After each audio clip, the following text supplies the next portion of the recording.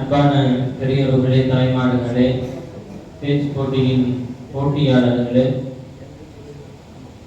பேச்சு போட்டியினுடைய நிகழ்வுகள் இனிதே தொடங்குகின்றது.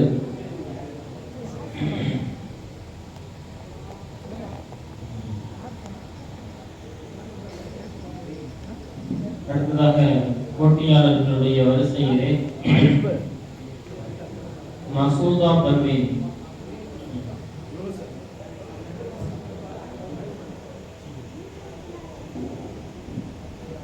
அஸ்ஸலாமு அலைக்கும் வரஹ்மத்துல்லாஹி தஆலா வபரகாத்துஹு. அல்ஹம்துலில்லாஹ் ரப்பில் ஆலமீன். ஸலாத்து வஸ்ஸலாமு அலா ஸய்யிதினா முஹம்மதின் வ அலா ஆலிஹி ஸஹ்பிஹி அஜ்மஈன். ஃபகத் கால அல்லாஹ் தஆலா ஃபில் குர்ஆனில் அலீம் வல் குர்ஆனில் மஜீத்.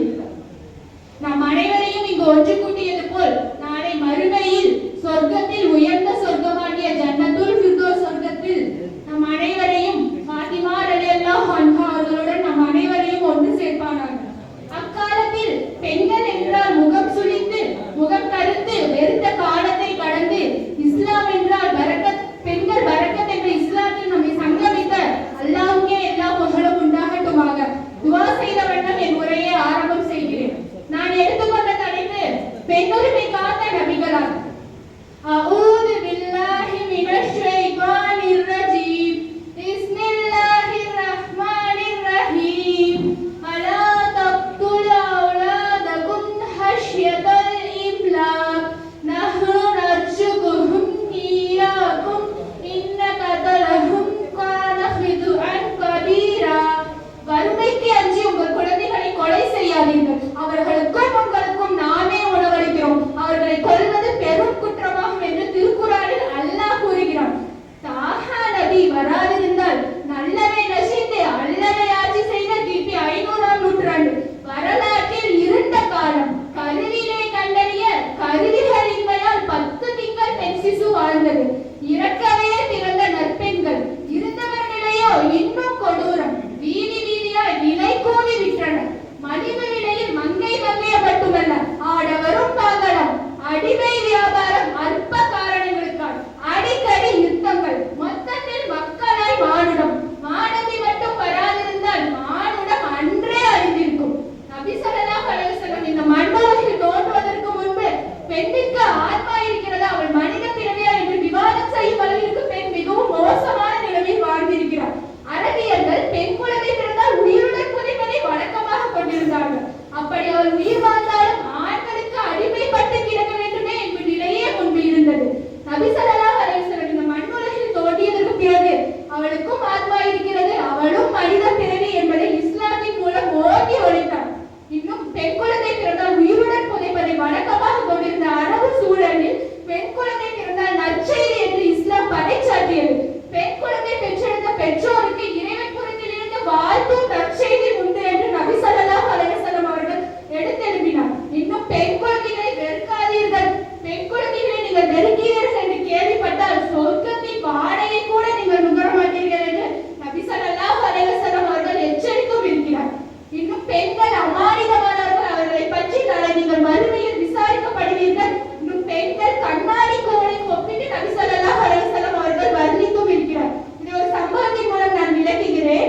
அல் ஜஸா ரலியல்லாஹு அன்ஹு அவங்க ஒட்டகத்துல பயணத்தை ஏற்றி செல்லக்கூடியவங்க பயணிகளை. அப்ப அந்த பயணத்தின் போது ஒரு நாள் ரசூல் அவங்க குரல் இனிமையா இருக்கும். அந்த குரலை கேட்கும் போது அந்த ஒட்டகம் ரொம்ப வேகமா பயணம் செல்லுமாமா. அந்த பயணத்துல ரசூல் ஸல்லல்லாஹு அலைஹி வஸல்லம் அவங்க அந்த பயணத்துல ஒரு நாள் ஏறுறாங்க. அப்ப பெண்களும் அந்த பயணத்துல இருக்காங்க. வழக்கம் போல அந்த பாட்டை கேட்டு அந்த ஒட்டகம் வேகமா செல்லுதாமா.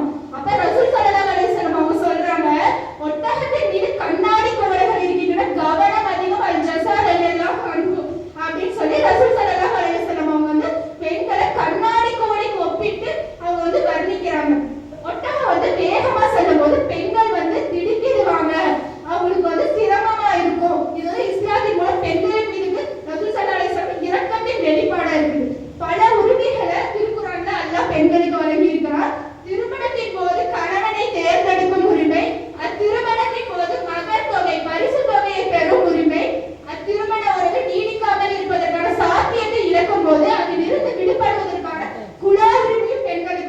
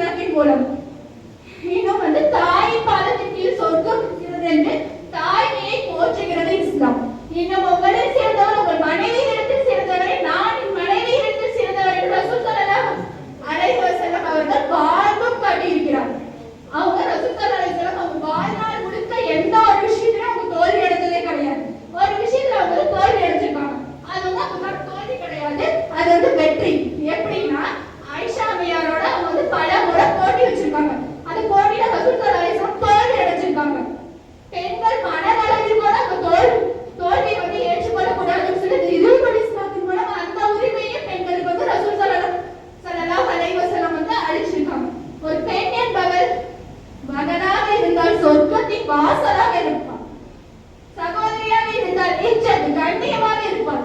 இன்னும் மனைவியாக இருந்தால் நீ நல்லவனா கெட்டவனா என அல்லாஹ்விடத்தில் சாட்சி கூறுவதா இருப்பார்.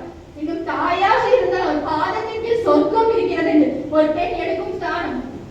அவள் மனைவியாக, சகோதரியாக, மகளாக, தாயாக அல்லாஹ்விடத்தில் உயர்ந்த கண்ணியத்தில் இருக்கிறார் என்று நபி ஸல்லல்லாஹு அலைஹி வஸல்லம் பெண்களை உச்சத்தில் வைத்த தலைவர். பெண் சமூகம் இஸ்லாம் மார்க்கம் பெண்ணுக்கான மார்க்கமா என்று கூறும் அளவிற்கு நபி ஸல்லல்லாஹு அலைஹி வஸல்லம் அவர்கள் பெண்ணுக்கு அளிக்க வேண்டிய கண்ணியத்தையும் உரிமையும் அவர்களுக்கு இஸ்லாத்தின் மூலம் அளித்தும் இருக்கிறார். இன்னும் முதல்ல சொத்துரிமை சட்டமே ஒரு பெண்ணுக்காக தான் அல்லாஹ் திருக்குறான்ல இறக்கினார். சாலிஹ் ரபி அப்படிங்கிற ஒரு மனைவி வந்து ரசூல் ஸல்லல்லாஹு அலைஹி வஸல்லம் அவங்க கிட்ட வந்து அவங்க கணவர் வந்து யுஹதி யுத்தத்துல வந்து மரணம் அடைஞ்சிட்டாங்க, அவங்க கணவரோட சகோதரர் வந்து சொத்தை தர மறுக்கிறாங்க அப்படின்னு சொல்லி ரசூல் ஸல்லல்லாஹு அலைஹி வஸல்லம் அவங்க கிட்ட வந்து முறையிடுறாங்க. அந்த அவங்களுக்கு வந்து 2 பெண் குழந்தைகள் இருக்கு. அந்த 2 பெண் குழந்தைகளோட கண்ணீரும் ரசூல் ஸல்லல்லாஹு அலைஹி வஸல்லம் துஆ பண்ணிவாத அல்லாஹ் வந்து திருக்குர்ஆன்ல வாரிசு உரிமை சட்டமே இந்த ஒரு பெண்ணுக்காக தான் அல்லாஹ் வந்து இறக்குறான். இன்னும் ஆயிஷா நாயகி அவங்க வந்து போர்க்களத்துல வந்து ஒரு யுத்தத்துக்கு செல்றாங்க. அப்புறம் ரசூல் ஸல்லல்லாஹு அலைஹி வஸல்லம் அவங்க கூட அவங்க வந்து இரவு நகை அணிந்து செல்றாங்க. நகையை வந்து அவங்க தொலைச்சிடுறாங்க. அப்ப அதை தேடி தேடி பஜ்ருடைய நேரம் இருந்தது. ஒழு செய்வதற்கு சற்று தண்ணீர் கூட இல்லை. அப்ப அபூபக்கர் ரலியல்லாஹு அன்ஹு வந்து கடுமையா கோபப்படுறாங்க. ஆனா ரசூல் ஸல்லல்லாஹு அலைஹி வஸல்லம் சற்றும் கோபப்படாம எது நடக்கணும் இருக்கோ அதுதான் நடந்திருக்கு, கோபப்படாதீங்கன்னு சொல்லி பொறுமையா இருக்கும். அப்பதான் அல்லாஹ் வந்து தைமம் சட்டமே நீங்க தண்ணீர் இல்லை என்றாலும் தைமம் செய்து தொழுது கொள்ளுங்கள் தைமம் சட்டத்தையே அல்லாஹ் வந்து ஒரு பெண்ணுக்காக தான் இருக்கிறான். இன்னும் ரசூல் ஸல்லல்லாஹு அலைஹி வஸல்லம் வந்து ஹில்ஃபுல் ஃபுதுர் அப்படிங்கிற ஒரு இயக்கம், அதாவது முழுக்க அவங்க வந்து வாலிப பருவத்துல வந்து பொது சேவை செய்யக்கூடிய இயக்கம். அதுல பெண்களை பாதுகாக்கக்கூடிய விஷயங்களையும் ரசூல் ஸல்லல்லாஹு அலைஹி வஸல்லம் அவங்க செய்திருக்காங்க. இன்னும் இஸ்லாம் கூறும் வழிகாட்டுதல் மட்டுமே பெண் விடுதலை, பெண் உரிமைக்கான சாத்தியம் என்பதை நபி ஸல்லல்லாஹு அலைஹி வஸல்லம் அவர்கள் போதித்ததோடு மட்டுமல்லாமல் அத்தகைய சமுதாயத்தை உருவாக்கி வாழ்ந்தும் காட்டியுள்ளார். அத்தகைய கண்ணியத்தின் உரிமைகளை பெண்கள் உணர்ந்து வாழ்வில் வெற்றி பெற எல்லாம் நம் அனைவருக்கும் தௌஃபீக் செய்வானாக. வாஹிதவானா அல்ஹம்துலில்லாஹி ரப்பில் ஆலமீன். அஸ்ஸலாமு அலைக்கும் வரஹ்மத்துல்லாஹி வபரகாத்துஹு. வலைக்கும் அஸ்ஸலாம் வரஹ்மத்துல்லாஹி வபரகாத்துஹு. அடுத்த போட்டியாளர் நபீலா.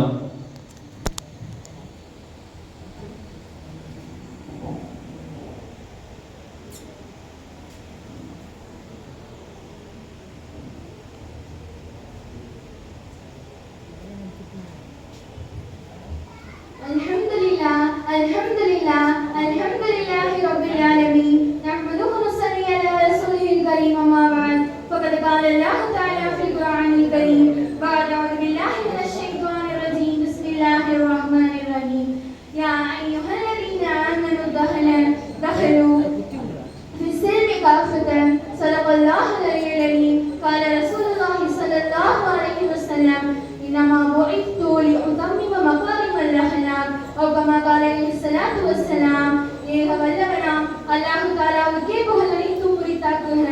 நற்குணத்தை நறுமணமாய், நற்பண்பை உயர் பண்பாய், எளிமையான வாழ்வை இனிமையான வாழ்வாய் வாழ்ந்து இந்த உம்மத்திற்கு உயிர்நாடியாய் திகழ்ந்த என் பெருமானார் நபி ஸல்லல்லாஹு அலைஹி வஸல்லம் அவர்களை நெஞ்சில் ஏந்தி எனது உரையை துவக்குகின்றேன். அனைவருக்கும் அஸ்ஸலாமு அலைக்கும் வரஹ்மத்துல்லாஹி தஆலா வபரகாத்துஹு. இந்த நற்சபையில் எனக்கு நான் நல்கிக் கொண்ட தலைப்பு சமய நல்லிணக்கத்தின் சான்று நபிகள் நாயகம் ஸல்லல்லாஹு அலைஹி வஸல்லம் அவர்கள் என்பதாம். இஸ்லாம் என்பது சமய நல்லிணக்கத்தை விரும்பக்கூடியது. இறைவனும் இறைத்தூதர் முஹம்மது நபி ஸல்லல்லாஹு அலைஹி வஸல்லம் அவர்கள் விரும்பக்கூடியதும் இந்த சமய நல்லிணக்கத்தை தான். அதன் அடிப்படையில் உலகில் தோன்றியுள்ள அனைத்து சமயங்களின் அசல் நோக்கமும் நாம் அமைதியாக, நேர்மையாக, ஒற்றுமையாக ஒன்றிணைந்து வாழ வேண்டும் என்பதுதான். இதனை அல்லாஹ் தஆலா குர்ஆனில் கூறும்போது யா அய்யுஹன் நாஸு மக்களே இன்னா ஹலக்னாகும் மின் தகரின் வ உன்ஸா உங்களை ஒரு ஆண் ஒரு பெண்ணிலிருந்து படைத்திருக்கின்றோம். இன்னும் வஜஅல்னாகும் ஷுஊபன் வ கபாயில லிதஅரஃபு இன்னும் நீங்கள் ஒருவரை ஒருவர் அறிந்து கொள்வதற்காக உங்களை கிளைகளாகவும் கோத்திரங்களாகவும் நாம் ஆக்கியிருக்கின்றோம். எனவே அதில் யார் பயபக்தியுடையவராக இருக்கின்றாரோ அவர்தான் அல்லாஹ்விடத்தில் மிக கண்ணியமானவர் என்று அல்லாஹ் கூறுகின்றான். இன்றைய மனித சமூகத்தில் நிறத்தால், இனத்தால், மொழியால், கலாச்சாரத்தால், மதத்தால் இப்படி பல்வேறு கூறுகளாக பிரிந்து ஒருவரை ஒருவர் அடித்துக் கொண்டோம். இன்னும் நீ உயர்ந்தவன், நான் உயர்ந்தவன், நான் மேல் ஜாதி,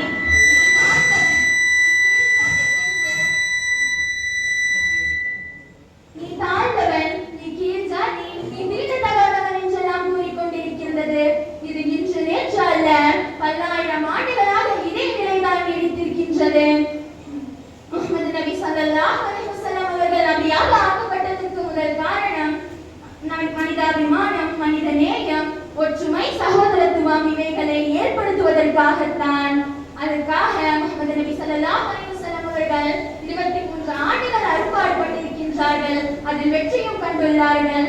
புனித காபாவை கட்டி அதில் ஹஜருல் அஸ்வத் கல்லை பதிக்கும் வாய்ப்பை தங்களுக்கே தர வேண்டும் என ஒவ்வொரு குல பிரிவினரின் தலைவர்களும் உரிமை கோரி மோதல்கள் இருந்தது.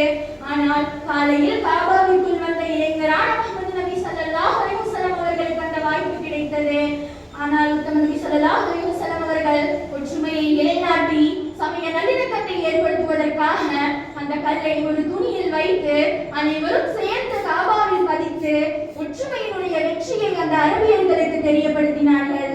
இன்னும் நபி அவர்கள் மாற்று மதத்தவர்களை விரோதிகளாகவோ எதிரிகளாகவோ பார்க்காமல் அவர்கள் மனிதன் என்ற கண்ணோட்டத்துடன் பார்க்க வேண்டும் என வலியுறுத்தினார்கள். அஸ்மா பின்த் அபூ பக்கர் சித்திக் ரலியல்லாஹு அன்ஹா அவர்கள் அறிவித்ததாவது, என்னுடைய தாய் புதைலா அவர்கள் இஸ்லாத்தை ஏற்றுக்கொள்ளாத நிலையில் என்னை சந்திக்க ஆசைப்பட்டவர்களாக மதீனாவுக்கு வந்தார்கள். அவர்களை சந்திக்கலாமா நாயகமே என நான் நாயகத்திடம் கேட்டேன். அதற்கு நாயகம் ஸல்லல்லாஹு அலைஹி வஸல்லம் அவர்கள், ஆம், உன் தாயுடன் சேர்ந்தே வாழ் என்று கூறினார்கள். இஸ்லாத்தை ஏற்காத பெற்றோர்களுக்கு நன்மைகள் செய்திட வேண்டும், அவர்களுடன் சேர்ந்தே தான் வாழ வேண்டும். அவர்கள் அல்லாஹ்வுக்கு இணை வைக்க சொன்னால் அதற்கு மட்டும் நாம் அடிபணிய கூடாது. அது மட்டுமல்ல, இணை வைப்பவர்களுடைய கொடுமை அதிகரித்த போது நபி தோழர்கள், நாயகமே நீங்கள் அல்லாஹ்விடத்தில் இவர்களுக்கு எதிராக துஆ செய்யுங்கள் நாயகமே என்று கேட்டார்கள். அதற்கு ரசூலுல்லாஹி ஸல்லல்லாஹு அலைஹி வஸல்லம் அவர்கள், நான் சபிப்பவனாக அனுப்பப்படவில்லை, மாறாக அருக்குறையாகத்தான் அனுப்பப்பட்டிருக்கின்றேன் என்று கூறினார்கள். இது மட்டுமல்ல, ஒரு யூதன் மஸ்ஜிதுக்குள் சிறுநீர் கழித்தார். அப்போது நபி தோழர்கள் அவர்களை தாக்க முயன்றார்கள். ஆனால் அந்த யூதனை நபி அவர்கள் அழைத்து இப்படியெல்லாம் செய்யக்கூடாது என்று பொறுமையாக அட்வைஸ் பண்ணி அனுப்பி வைத்தார்கள். அந்த யூதன் தன்னுடைய கூட்டத்தாரிடத்தில் போய் சொன்னான், நான் இவ்வளவு ஒரு கேவலமான விஷயத்தை செய்தும் கூட நபி அவர்கள் என்னை கண்டிக்கவில்லை, என்னிடத்தில் பொறுமையை கையாண்டார்கள். இப்படி மாற்று மதத்தவர்கள் என்று எண்ணி நபி அவர்கள் அந்த யூதனிடம் கடுமையாக நடந்து கொள்ளவில்லை, பொறுமையாகவே நடந்து கொண்டார்கள். இன்னும் அல்லாஹ் தஆலா தன்னுடைய அருள்மறையாம் திருமறையில் கூறுகின்றான், லா இக்ராஹ ஃபித்தீன், மார்க்கத்தில் நிர்பந்தம் என்பது கிடையாது. மக்கா வெற்றி கொள்ளப்பட்ட காலகட்டத்தில் நபி ஸல்லல்லாஹு அலைஹி வஸல்லம் அவர்கள் அனைத்து பலத்தோடும் காபாவில் நுழைவதை பார்த்த எதிரிகள், நாம் தந்த தொல்லைகளுக்கெல்லாம் எந்த தண்டனை கிடைக்கப் போகிறதோ என்று தெரியவில்லை என்று கவலைப்பட்டுக் கொண்டிருந்தார்கள். ஆனால் நபிகள் நாயகம் ஸல்லல்லாஹு அலைஹி வஸல்லம் அவர்களுமோ, நீங்கள் கவலைப்பட வேண்டாம், ஏனென்றால் இன்று முதல் யாரும் பழிக்கு பழி தீர்க்கப்பட மாட்டாது, பழிக்கு பழி வாங்குவதை விட மன்னிப்பதே சிறந்தது என்று இறைவனின் விருப்பத்திற்கு இணங்க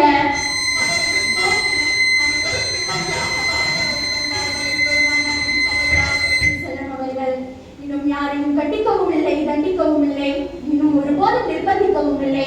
அவர்கள் விருப்பத்தின் அடிப்படையில் இங்கு வாழ்ந்து கொள்ளலாம் என்று உங்கள் மார்க்கம் உங்களுக்கு, எங்கள் மார்க்கம் எங்களுக்கு என கூறி சமய நல்லிணக்கத்திற்கே ஒரு சான்றாக விளங்கியுள்ளார்கள் என் பெருமானார். அது மட்டுமல்ல, மாற்று மதத்தவர்களுடன் ஹலாலான முறையில் நம்ம குடுக்கல் வாங்கல் வைத்துக் கொள்ளலாம்.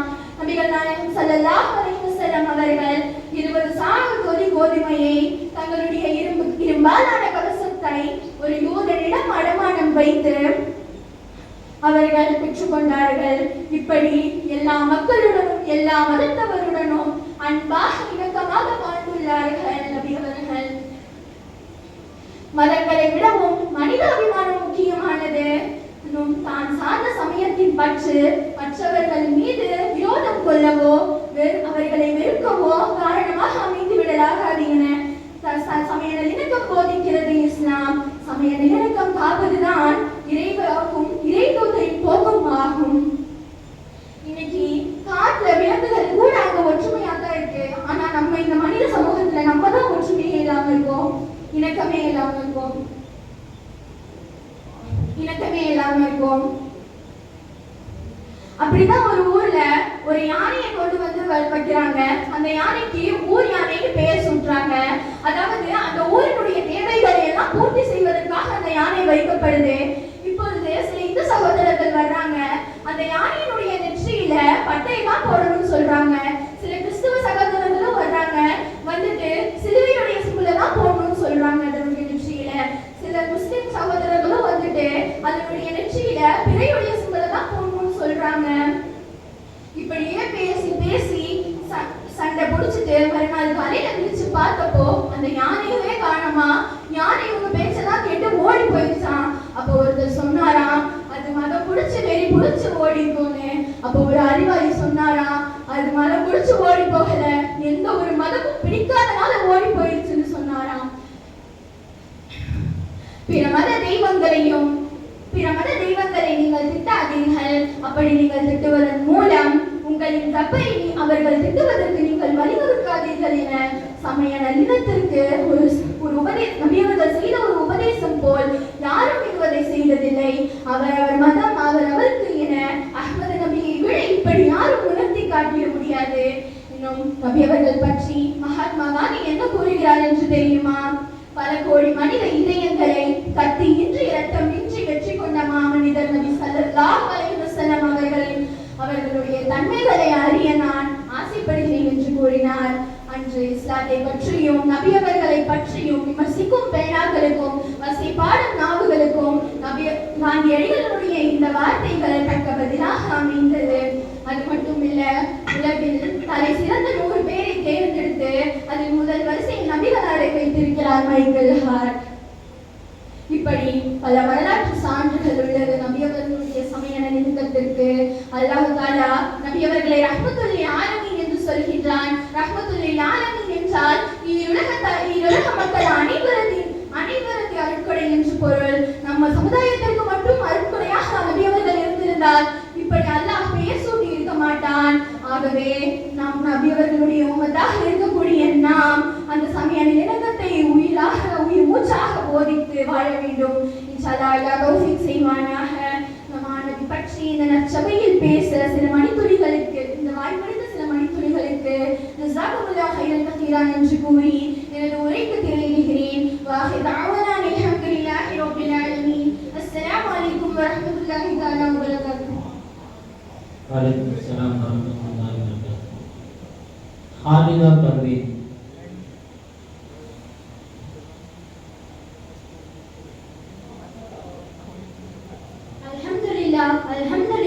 Alhamdulillah Rabbil Alamin. Wassalatu wassalamu ala Rasulih Khatamin Nabiyyin wa ala alihi tayyibin wa ashabihi tahirin wal mu'minin wal muslimin kullihim ajma'in amma ba'd.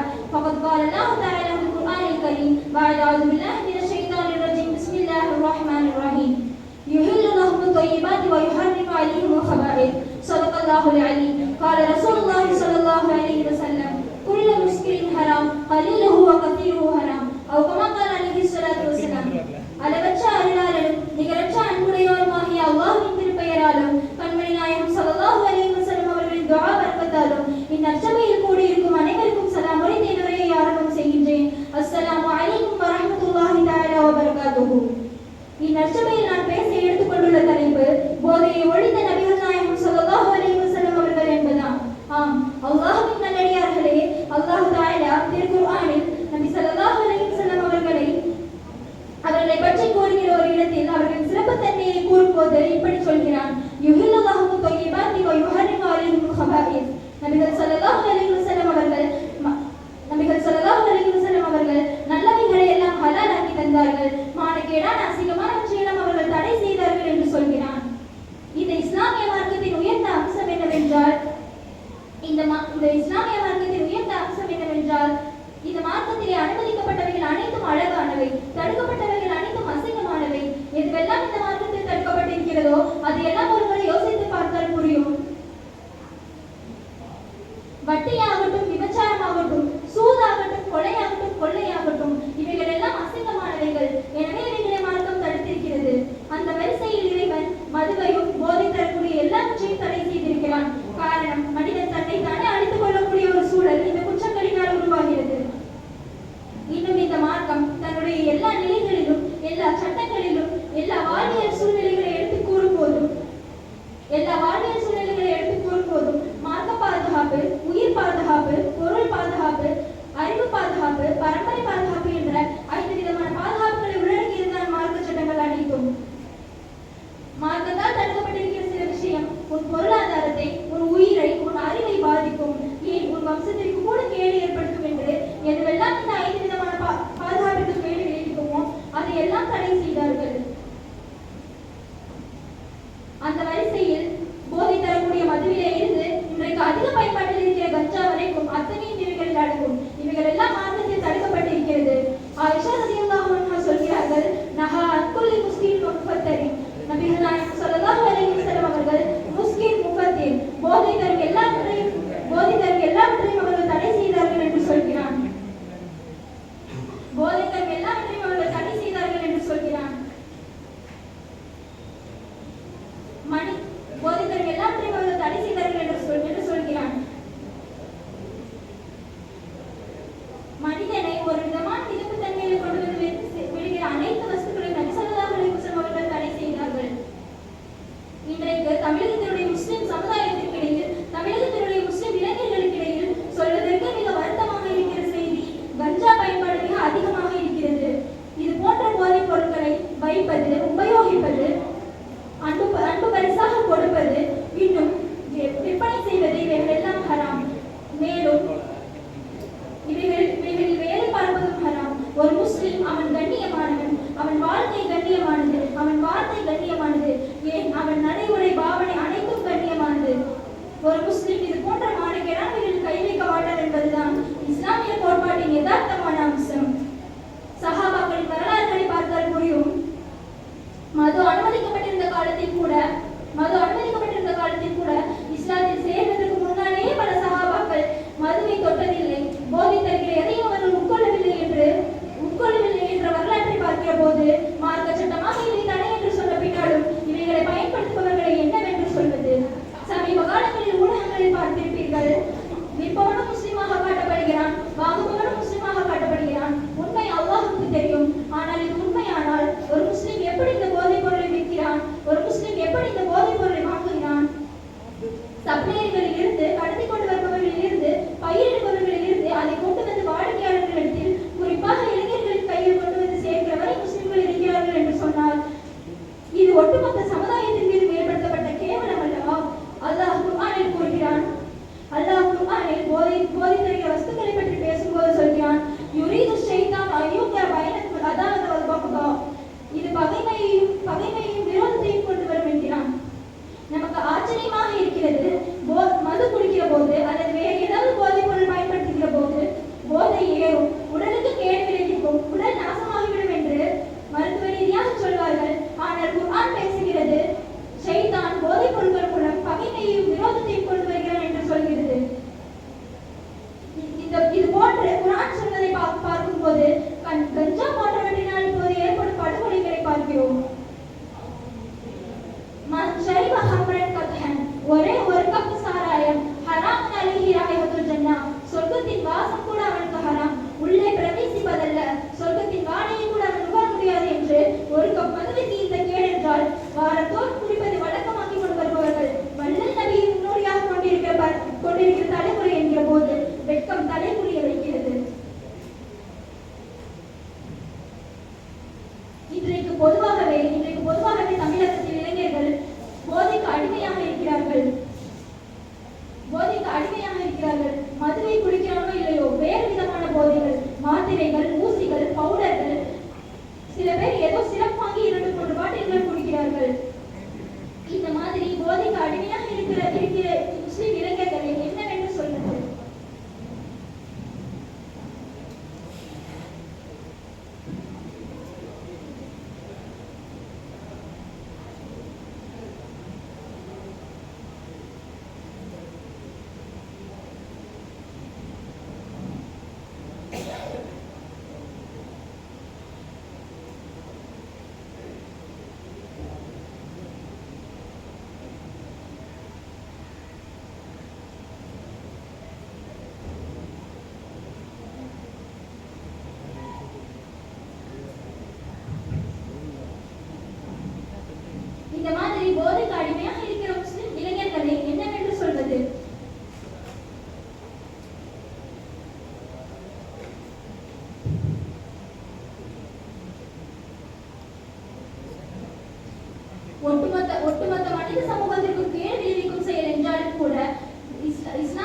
தமிழகத்தில் குறிப்பாக அடர்த்தியாய் முஸ்லிம்கள் வாழ்கிற தமிழக பகுதிகளில் கஞ்சாவினுடைய நடமாட்டமும் போக்கும் அதிகரித்து இருப்பது வேதனைக்குரிய செயல்.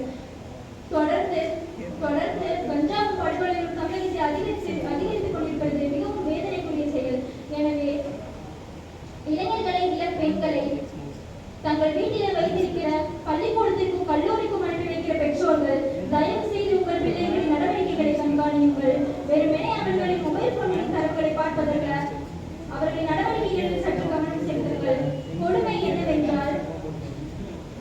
என்னவென்றால் நேரடியாக கஞ்சா விற்பதை தாண்டி இப்போது ஆன்லைன்கள் மூலமும் கஞ்சா விற்கப்படுகிறது. அல்லாஹ் தஆலா இந்த சமுதாயத்தின் இளைஞர்களை, வாலிப பெண்களை, பள்ளிக்கூடத்திற்கு செல்லும் மாணவர்களை, கல்லூரி இளைஞர்களை இது போன்ற சீர்கேடுகளில் இருந்து பாதுகாத்து வைப்பானாக. பிஹக்கி சய்யிதினா முஹம்மது ரசூலுல்லாஹி ஸல்லல்லாஹு அலைஹி வஸல்லம். வஆஹிரு தஅவானா அல்ஹம்துலில்லாஹி ரப்பில் ஆலமீன். அஸ்ஸலாமு அலைக்கும் வரஹ்மத்துல்லாஹி தஆலா வபரகாத்துஹு. வலைக்கும் அஸ்ஸலாம் வரஹ்மத்துல்லாஹி வபரகாத்துஹு. நேஹா சாலை அடுத்த போட்டியாளர் நேஹா சாலை.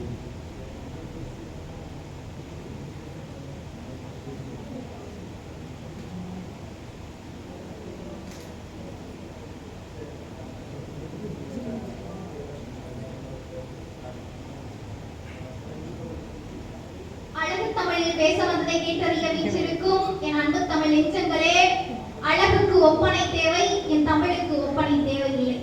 ஆக என் தமிழ் மொழி கூறி என் நெஞ்சார்ந்த வணக்கங்கள். இங்கு நான் எடுத்துக்கொண்டுள்ள தலைப்பு அண்ணல் நபிகள் ஒரு அழகிய முன்மாதிரி. இந்த தலைப்பில் நான் பேச வந்ததை கேட்டறிய வீற்றிருக்கும் அனைவருக்கும் மீண்டும் ஒரு முறை என் நெஞ்சார்ந்த வணக்கங்கள். நபிகள் அவர்களுடைய வாழ்க்கையில் முன்மாதிரி என்ற துறைகள் இல்லாத இடமே இல்லை என்றுதான் கூற வேண்டும். ஏனென்றால் நபிகளுடைய வாழ்க்கையில் ஒவ்வொரு கட்டங்களிலேயும் யார் யாருக்கு என்னென்ன முன்மாதிரிகள் தேவையோ அவை எல்லாவற்றையும் நபிகளிடத்திலே இருந்து நாம் பெற்றுக்கொள்ள முடியும். ஒருவர் தந்தையாக இருக்கிறார், நபிகள் தந்தையாகவும் இருந்திருக்கிறார். ஒருவர் தன்னுடைய பேர குழந்தைகளிடத்திலே அப்பாவாக இருக்கிறார்.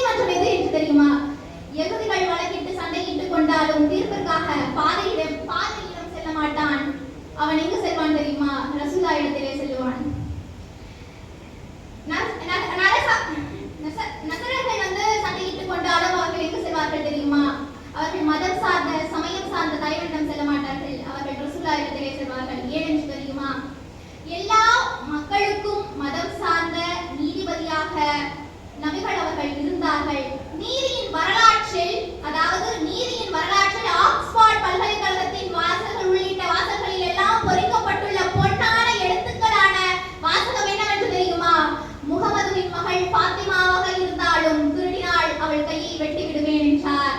அப்படிப்பட்ட ஒரு வாசகத்தை, அதாவது உலக வரலாற்றிலேயே இப்படி ஒரு வார்த்தையை எல்லா மனிதர்களும் ஏற்றுக்கொண்டார்கள். இப்படி ஒரு நீதிக்கான அடிப்படை விளக்கத்தையும் வரை விளக்கணத்தையும் அந்த வார்த்தை தந்தது. என் மகளாக இருந்தாலும் அவள் திருடினாள் அவள் கையை வெட்டுவேன். அதாவது நாயகம் ஒரு நீதிக்காரர், நாயகம் ஒரு நீதிமான் என்பதற்கு இந்த வார்த்தை மட்டுமே ஒரு அடையாளம்.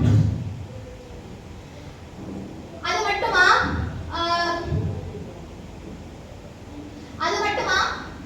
உலகில் ஒருவர் தலை சிறந்த மனிதர்கள் என்று ஒருவர் புத்தகம் எழுதுகிறார். அதாவது தலை சிறந்த 100 மனிதர்கள் என்று ஒருவர் புத்தகம் எழுதுகிறார். அந்த புத்தகத்திலே, அதாவது 1965ஆம் ஆண்டு அந்த புத்தகம் வெளிவருகிறது. அந்த புத்தகத்திலே அவர் என்ன கூறுகிறார் என்றால், 100 மனிதர்கள் அல்லவா, சரியாக வரிசைப்படுத்த வேண்டும் அல்லவா. அவர் முதலில் எந்த நபரை வைத்தார் என்று தெரியுமா? நபிகள் நாயகத்தை தான் வைத்தார். ஏன் வைத்தார்? அந்த புத்தகத்தை எழுதிய அவரேதான் 30 ஆண்டுகளுக்கு பிறகு அந்த புத்தகத்தை மறுபடியும் அந்த வரிசையில் பிழை இருக்கிறது என்று மறுபடியும் புதியதாக ஒரு புத்தகத்தை வெளியிடுகிறார். அந்த புத்தகத்திலும் அவர் யாரை வைத்தார் என்று தெரியுமா? நபிகளை தான் வைத்தார். ஏனென்றால் அவர் அந்த காலத்தில் எல்லாம் போர் நடக்கும்ல, 1700 ஆண்டுகளுக்கு முன்பாக போர் நடக்கிறது. அந்த காலத்தில் எல்லாம் என்ன செய்வார்கள்? போர் நடந்தால் வென்றவர்கள் தோற்றவர்களை அழிப்பார்கள். அதுதான் நான் இதை ஒரு சிறிய காட்சியாக சொல்ல விரும்புகிறேன். இதிலிருந்து நாம் கற்றுக்கொள்ள வேண்டியவை நிறைய இருக்கிறது. அப்பொழுது போர் நடக்கிறது. போரில் நபிகள் வென்று விடுகிறார்கள். தோற்றவர்கள் எல்லாம் வரிசையாக நிற்கிறார்கள். எப்படி வரிசையாக நிற்கிறார்கள்? நபிகள் நினைத்திருந்தால் அவர்கள் தலைகளை எல்லாம் துண்டாக வெட்டியிருக்கலாம், என்ன வேண்டுமானாலும் செய்திருக்கலாம். ஆனால் அவர்கள் அப்படி செய்யவில்லை. என்ன செய்தார் என்றால், மாறாக தோற்றவர்கள் நின்று வைக்கிறார்கள். நபிகள் கேட்கிறார்கள், உங்களில் யாருக்கு எழுத படிக்க தெரியும் என்று கேட்கிறார்கள். அதில் அங்கு நின்றவர்கள் எல்லாம் எனக்கு தெரியும் அப்படி என்று கூறுகிறார்கள். நபிகள் அவர்களிடத்திலே என்ன கேட்டார் என்றால், நான் உங்களுக்கு முழு விடுதலையும் மன்னிப்பும் தருகிறேன், உங்களுக்கு தேவையான எல்லாவற்றையும் செய்து தருகிறேன்.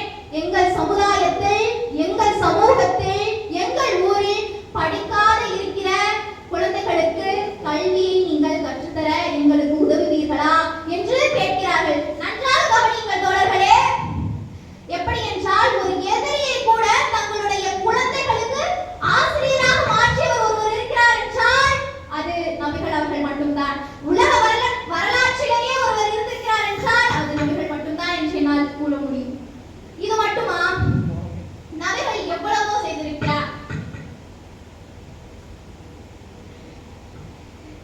நபிகளை பற்றி நான் இன்னொன்று கூற விரும்புகிறேன். நபிகள் மதத்தை பேசியிருந்தால் நான் இங்கு அவரை பற்றி பேச வந்திருக்க மாட்டேன். அவர் பேசியதோ மனிதத்தை, அதனால்தான் அவரை பற்றி நான் இங்கு பேசிக் கொண்டிருக்கிறேன் என்று கூறி பேச வாய்ப்பளித்த அனைத்து அன்பார்ந்த தமிழ் நெஞ்சங்களுக்கும் நன்றி கூறி விடைபெறுகிறேன். நன்றி, வணக்கம்.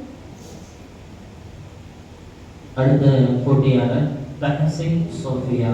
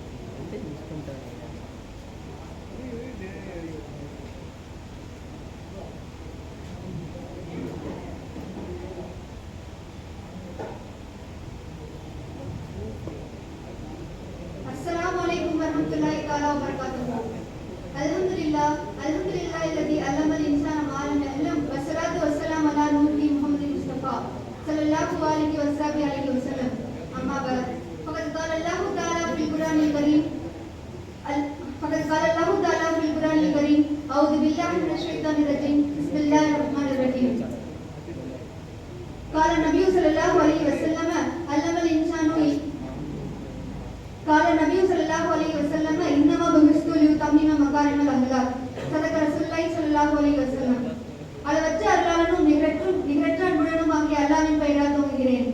அறியாமை என்னும் இருளில் அரபுலகமே மூழ்கி இருந்த போது காலை கதிரவனாய் நம் தலைவர் இருலோகத்தின் சர்க்கார் மனிதர்கள் மாணிக்கம் நபிகள் கோமான் ஸல்லல்லாஹு அலைஹி வஸல்லம் அவர்கள் இந்த உலகிலே பிறந்தார்கள். நபி அவர்கள் பிறந்த காலம் மக்கமா நகர மக்கள் தான் தொண்டித்தனமான வாழ்க்கையை வாழ்ந்து கொண்டிருந்தார்கள். கொலையை கைவந்த கலையாகவும், திருட்டை ஒரு பொருட்டாக கருதாமலும், விபச்சாரத்தை ஒரு விளையாட்டாகவும் வாழ்ந்த மக்களை கியாமத் நாள் வரை ரலியல்லாஹு அன்ஹு வரலு அன்ஹு என்று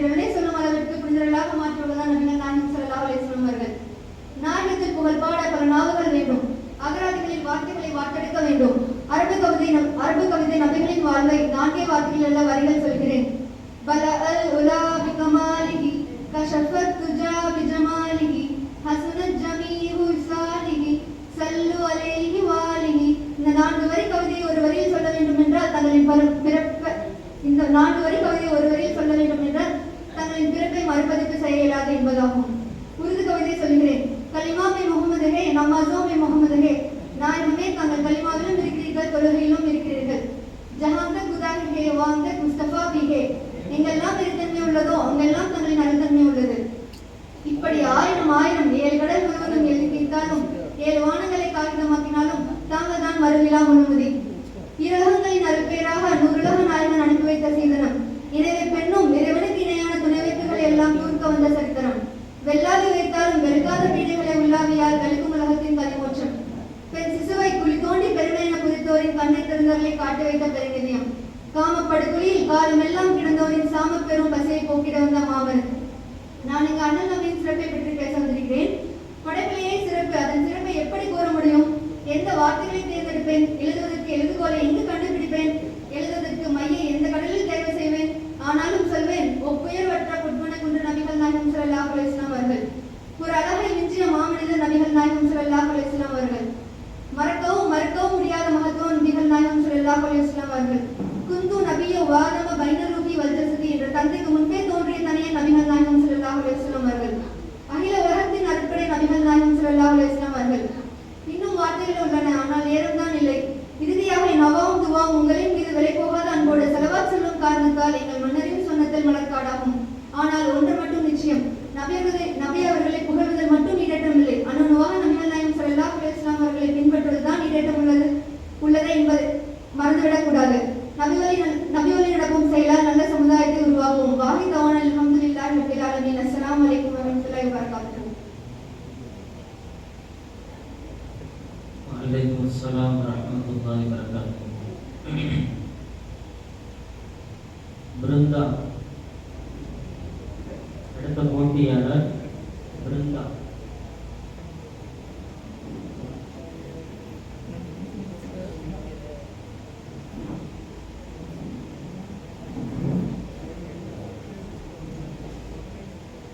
இங்கு கூடியிருக்கும் அனைவருக்கும் எனது முத்தான முதற்கண் வணக்கங்களை தெரிவித்துக் கொண்டு எனது பொன்னான உரையை துவங்குகின்றேன்.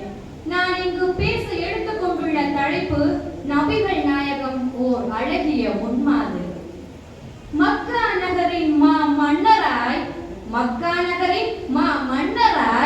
ரபியுல் அவ்வள் மாதம் தோன்றியவரே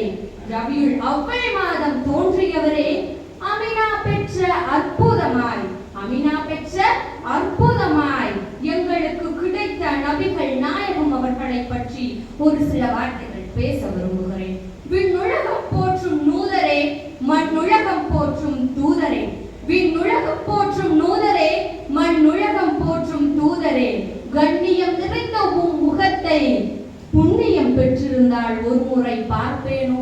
சொர்க்கத்தில் உன் கரத்தை பிடித்து செல்லும் வரத்தை பெறுவேனோ என்ற வரிகளுக்கு இணங்க வாழ்ந்து காட்டியவர்தான் நபிகள் நாயகம் அவர்கள். சமூக சீர்திருத்தம் என்று சொன்னாலே அது நபிகள் நாயகம் தான். ஒரு மனிதன் இயற்கை எய்திய பிறகு அவன் நிலைநாட்டிய தர்மம், அவன் பயின்ற கல்வி, அவனுக்காக பிரார்த்தனை செய்கின்ற நன் மக்கள், இவை மூன்றையும் தவிர மற்ற அனைத்தும் அவ்விடத்திலிருந்து முழுமையாக தொடர்பிழந்து விடுகிறது என்கிறார் நபிகள் நாயகம் அவர்கள். இவ்வுலகில் தோன்றிய அனைத்து சமூக சீர்திருத்தத்திற்கும் வித்திட்டவர் யார் என்று சொன்னால் ஏறத்தாழ 1400 ஆண்டுகளுக்கு முன்பாகவே அரபு அவனியில் அவதரித்த தீர்க்கதரிசி அன்று வேறு எவரும் இல்லை என்கிறார் கவிக்குயில் சரோஜினி நாயுடு அவர்கள். அது மட்டும் அல்லாது இவ்வுலகில் தோன்றிய அத்துணை சமூக சீர்திருத்தத்திற்கும் உதாரணமாக கூற வேண்டும் என்றால் மத விலக்கு ஆகட்டும், மாதர் மறுமணமாகட்டும், மாதர் சொத்துரிமையாகட்டும் என எத்தனையோ சீர்திருத்தங்களை இவ்வுலகிற்கு முதலாக புகுத்தியவர் நபிகள் நாயகம் என்று சொன்னால் அதனை யாராலும் மறுக்கவும் மறைக்கவும் முடியாத ஒன்று. பெண் பிள்ளைகள் பிறந்தாலே கள்ளிப்பாலை ஊற்றிக் கொன்ற இந்த சமூகம், பெண் பிள்ளைகள் பாரம் என்று நினைத்த இந்த சமூகம் பிள்ளைகள் என்றால் வீட்டிற்கும் நாட்டிற்கும் கண்கள் என்கிறார்கள். ஆனால் இதனை முன்னொரு காலத்திலேயே பெண் பிள்ளைகளை பெற்றெடுப்பவர்கள் அதிர்ஷ்டசாலி என்று கூறிவிட்டார் நபிகள் நாயகம் அவர்கள். அதனால் தான் இந்த அவையிலே இத்தனை பெண்கள் வீற்று அவரை பற்றி பேசிக் கொண்டிருக்கின்றோம். அது மட்டுமல்லாது நபிகள் நாயகம் கூறுகிறார், ஒருவன் யாசிப்பதை விட மரங்களுக்கு அருகே சென்று கயிற்றை எடுத்து விறகுகளை வெட்டி விற்பனை செய்து உழைத்து வாழுங்கள் என்கிறார். உழைப்பின் உன்னதத்தை அன்றே நமக்கு முன் உதாரணமாக கூறி சென்றிருக்கிறார் நபிகள் நாயகம் அவர்கள். அது மட்டுமல்ல, ஒரு மனிதன் ஒரு முறை நபிகள் நாயகத்தை காண சென்ற போதே அவன் முன்னே கூனி குறுகி நடுங்கிக் கொண்டு நின்று கொண்டிருந்தார். ஏன் என்று சொன்னால், அக்காலத்திலே ஒரு அரசன் முன்பே ஒரு சாதாரண மனிதன் சென்றார் என்று சொன்னால் அவர் முன் நடுங்கிதான் நிற்பார்களாம். அவரும் பாவம் நபிகள் நாயகத்தை அப்படியே எண்ணிவிட்டார் போல. ஆனால் நபிகள் நாயகமோ அந்த மனிதரிடம், சாதாரணமாக நில்லுங்கள், நானும் உங்களை போன்ற ஒரு சாதாரண மனிதன் தான் என்று சொல்லி மனிதனுக்கும் சக உரிமையை கொடுத்தவர் நபிகள் நாயகம் அவர்கள். அதே போன்று அவர் கூறுகிறார், ஒரு மனிதன் இன்னொரு மனிதனை பற்று வணங்க வேண்டாம், இறைவனை மட்டுமே வணங்குங்கள் என்கிறார். ஏனென்று சொன்னால், வணங்குவதற்கும் மனிதனுக்கும் சக மரியாதை கொடுப்பதற்கும் வித்தியாசம் உண்டு. ஒரு முறை அவரது வீட்டிலே உணவு பஞ்சம் ஏற்பட்ட போது அவருக்கு அன்பளிப்பாக அளிக்கப்பட்ட ஒரு ஆட்டினை தன் குடும்பத்தாரிடம் கொடுத்து இதனை சமைத்து தருமாறு கேட்டார். அவர்களும் சமைத்து ஒரு மிக பெரும் பாத்திரத்தில் 4 பேர் கொண்டு தூக்கக்கூடிய பாத்திரத்தில் அந்த உணவினை கொண்டு வந்து உணவிற்காக அன்று பாடுபட்டு கொண்டிருந்த அத்தனை மக்களையும் வரவழைத்து உணவளித்தார்.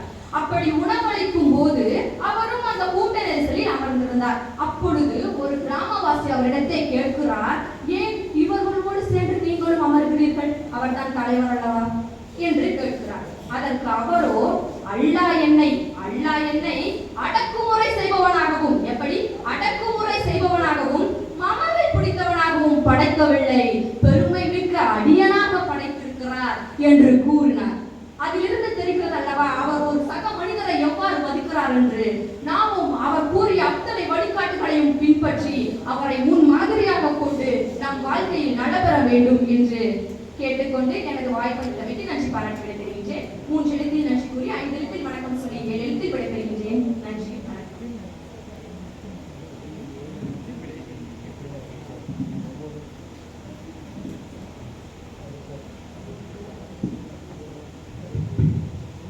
அடுத்த போட்டியாளர் Abdul Basith.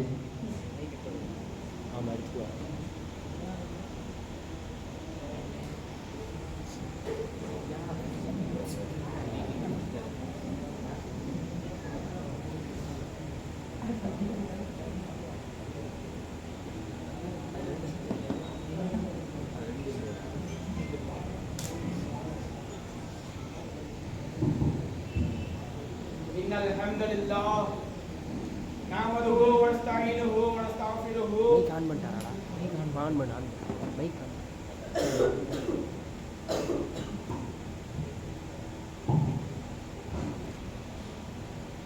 innal hamdalillah nahmaduhu wa nasta'inuhu wa nastaghfiruhu wa na'udzu billahi min shururi anfusina wa min sayyiati a'malina من يهده الله فلا مضل له ومن يضلل فلا هادي له ونشهد ان لا اله الا الله واشهد ان محمدا عبده ورسوله اما بعد ربي اشرح لي صدري ويسر لي امري واحلل عقدة من لساني يفقهوا قولي ربي زدني علما விண்ணிலே விண்மீன்களை படைத்து மண்ணிலே மனிதர்களை படைத்து பசிக்கின்ற மனிதனுக்கு ருசிக்கின்ற உணவளித்து அதை பார்த்து ரசிக்கின்ற ஏக இறைவனாகிய அல்லாஹ்வுக்கே அனைத்து புகழும் உரித்தாகட்டுமாக. அவனது அன்பும் அருளும் சாந்தியும் சமாதானமும் இந்த உலகத்திற்காக அனுப்பப்பட்டிருக்கும் அத்துணை நபிமார்கள் மீதும், குறிப்பாக நம் சமுதாயத்திற்கு நேர்வழி காட்ட வந்திருக்கும் நமது இறுதி தூதர் முஹம்மது நபி ஸல்லல்லாஹு அலைஹி வஸல்லம் அவர்களின் மீதும், அவர்கள் அடிச்சுவடை அப்படியே பின்பற்றி வாழ்ந்த சத்திய சஹாபாக்கள், தாபீன்கள், தபா தாபீன்கள், மேலும் இந்த புனிதமான இடத்தில் நம் அனைவரும் கூடி கொண்டிருந்த இருக்கின்ற அல்லாஹ்வுக்கே அனைத்து புகழும் உரித்தாகட்டுமாக. என் உரையை நான் ஆரம்பம் செய்கின்றேன். அஸ்ஸலாமு அலைக்கும் வரஹ்மத்துல்லாஹி தஆலா வ பரகாத்துஹு. அன்பிற்குரிய இஸ்லாமிய சகோதர சகோதரிகளே, உங்கள் முன்னால் நான் பேச வந்திருக்க தலைப்பு என்னவென்றால் போதையை ஒழித்த பெருமானார் ஸல்லல்லாஹு அலைஹி வஸல்லம். முதலில் போதை என்றால் என்ன? போதை என்றால் ஒரு பழத்தையோ அல்லது அந்த பழத்தின் சாறையோ நீங்கள் சாப்பிட்டாலும் சரி குடித்தாலும் சரி, எது உங்களது மனதை பிறழ வைக்குமோ, மேலும் உங்களது அறிவை மழுங்க வைக்குமோ, அதற்கு பொருள்தான் போதை என்பது. உதாரணமாக நீங்கள் மதுவை எடுத்துக் கொள்ளலாம். மது என்பது இஸ்லாத்தின் முதலில் ஹலாலாகத்தான் இருந்தது. பிறகு காலகட்டங்கள் செல்ல செல்ல செல்ல மது நம்மளுக்கு ஹராமாக ஆகிவிட்டது. இனி வரக்கூடிய காலங்களில் மதுவை யார் ஹலாலாக ஆக்க நினைத்தாலும் யாரும் அதை ஹலாலாக ஆக்க முடியாது. ஏனென்று சொன்னால் அதை இறைவன் தடை செய்துள்ளான். மதுவை குறித்து இறைவன் 3 வசனங்களை கூறுகிறான். முதலாவது வசனத்தில் சொல்கிறான், மதுவில் நன்மையும் இருக்கிறது தீமையும் இருக்கிறது, ஆனால் அதில் நன்மையை விட தீமைதான் அதிகமாக இருக்கிறது என்று கூறுகிறான். பிறகு இரண்டாவது வசனத்தில் சொல்கிறான், தொழுகைக்கு வரும்போது யாரும் மதுவை அருந்திவிட்டு தொழ வராதீர்கள் என்று கூறுகிறான். ஏனென்று சொன்னால் நீங்கள் தொழுகைக்கு வரும்போது மதுவை அருந்திவிட்டு வந்தீர்கள் என்று சொன்னால் உங்களது கவனம் சிதறும், மேலும் நீங்கள் ஒரே கண்ணத்தோடு தொழ மாட்டீர்கள், மேலும் நீங்கள் இறையச்சத்தோடு தொழ மாட்டீர்கள் என்று இறைவன் கூறுகிறான். இறுதியான வசனத்தை நான் உங்களுக்கு இறுதியாக கூறுகிறேன். மது இஸ்லாத்தில் ஹராமாவதற்கு முன்பாகவே மது என்பது முஸ்லிம்கள் அளவுக்கு அதிகமாக குடிக்க ஆரம்பித்தார்கள். இதை கண்ட உமர் ரலியல்லாஹு தஆலா அன்ஹு அவர்கள் உடனே இறைவனுக்கு பிரார்த்தனை செய்தார்கள். என்ன பிரார்த்தனை என்றால், யா அல்லாஹ் மதுவை பற்றி தீர்க்கமான முடிவை தாடா யா அல்லாஹ் என்று நமது கலீஃபா உமர் ரலியல்லாஹு தஆலா அன்ஹு அவர்கள் இறைவனுக்கு பிரார்த்தனை செய்தார்கள். இரண்டாவதாக மதுவை தீமை தாய் என்று ரசூல் ஸல்லல்லாஹு அலைஹி வஸல்லம் அவர்கள் கூறியிருக்கிறார்கள். ஏனென்று சொன்னால் ஒரு மனிதன் அளவுக்கு அதிகமாக தீமை செய்வதற்கு காரணமே இந்த மதுதான். உதாரணமாக ஒரு மனிதன் திருடக்கூடியவனாக இருக்கான் என்று சொன்னால் அவன் திருட்டில் மட்டும்தான் ஈடுபடுவான். ஒரு மனிதன் விபச்சாரம் செய்யக்கூடியவனாக இருக்கான் என்று சொன்னால் அவன் விபச்சாரத்தை மட்டும்தான் ஈடுபடுவான். அதுவே ஒரு மனிதன் மதுவை அருந்திவிட்டார் என்று சொன்னால் அவன் மொத்த தீமைகளில் ஈடுபடுவான். முதலாவதாக மதுவை அருந்துவான், பிறகு அவனுக்கு மது அருந்த வேண்டும் என்ற ஆர்வம் வரும். அவனிடம் பணம் இருக்காது. பணம் இல்லாத காரணத்தில் அவன் என்ன செய்வான்? யாராவது ஒரு ரோட்டில் நடந்து சென்று கொண்டிருக்கிறான் என்று சொன்னால் முதலில் அவனுக்கு திருட வேண்டும் என்றுதான் நினைப்பார்.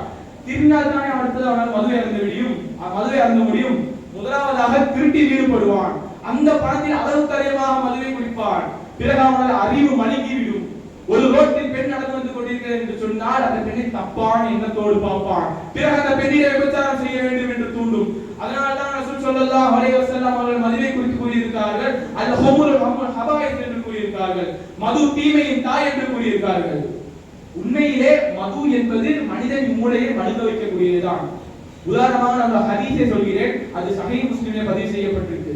ஒரு நாள் நபி ஸல்லல்லாஹு அலைஹி வஸல்லம் அவர்களும் மேலும் அலி பின் அபி தாலிப் ரலியல்லாஹு தஆலா அன்ஹு அவர்களுக்கும் பத்ர் போரில் வயதான ஒட்டகம் ஆளுக்கு ஒவ்வொன்று கிடைத்தது. அதை நாம் பெருமானார் என்ன செய்தார்கள் என்று சொன்னால், அலி பின் அபி தாலிப் அவர்கள் என் நினைவாக நீங்களே வைத்துக் கொள்ளுங்கள் என்று கொடுத்து விட்டார்கள். அதை அலி ரலியல்லாஹு தஆலா அன்ஹு அவர்கள் அன்சாரி தோழர் வீட்டுக்கு சென்று அதை அமர வைத்தார். பிறகு அவர் நினைத்தார், நான் இந்த ஒட்டகத்தின் மீது கித்கீர் என்னும் புள்ளை அது மீது வைத்து பணம் சம்பாதிக்க நினைத்தேன் என்று நினைத்தார். ஏனென்று சொன்னால் அலி பின் அபி தாலிப் அவர்களுக்கும் ரசூல் ஸல்லல்லாஹு அலைஹி வஸல்லம் மகளாகிய ஃபாத்திமா ரலியல்லாஹு தஆலா அன்ஹா அவர்களுக்கும் மனம் முறிந்துவிட்டது. அதாவது திருமணம் ஆகிவிட்டது. நிக்கா செய்வதற்காக அவருக்கு பணம் தேவைப்பட்டதனால் அந்த இத்தைக்கு என்னும் பிள்ளையை வைத்து அவர் இந்த விசேஷத்தில் அதை செலவு செய்ய நாடினார். பிறகு அந்த வீட்டிற்கு ஹம்ஸா ரலியல்லாஹு தஆலா அன்ஹு அவர்கள் வந்தார்கள்.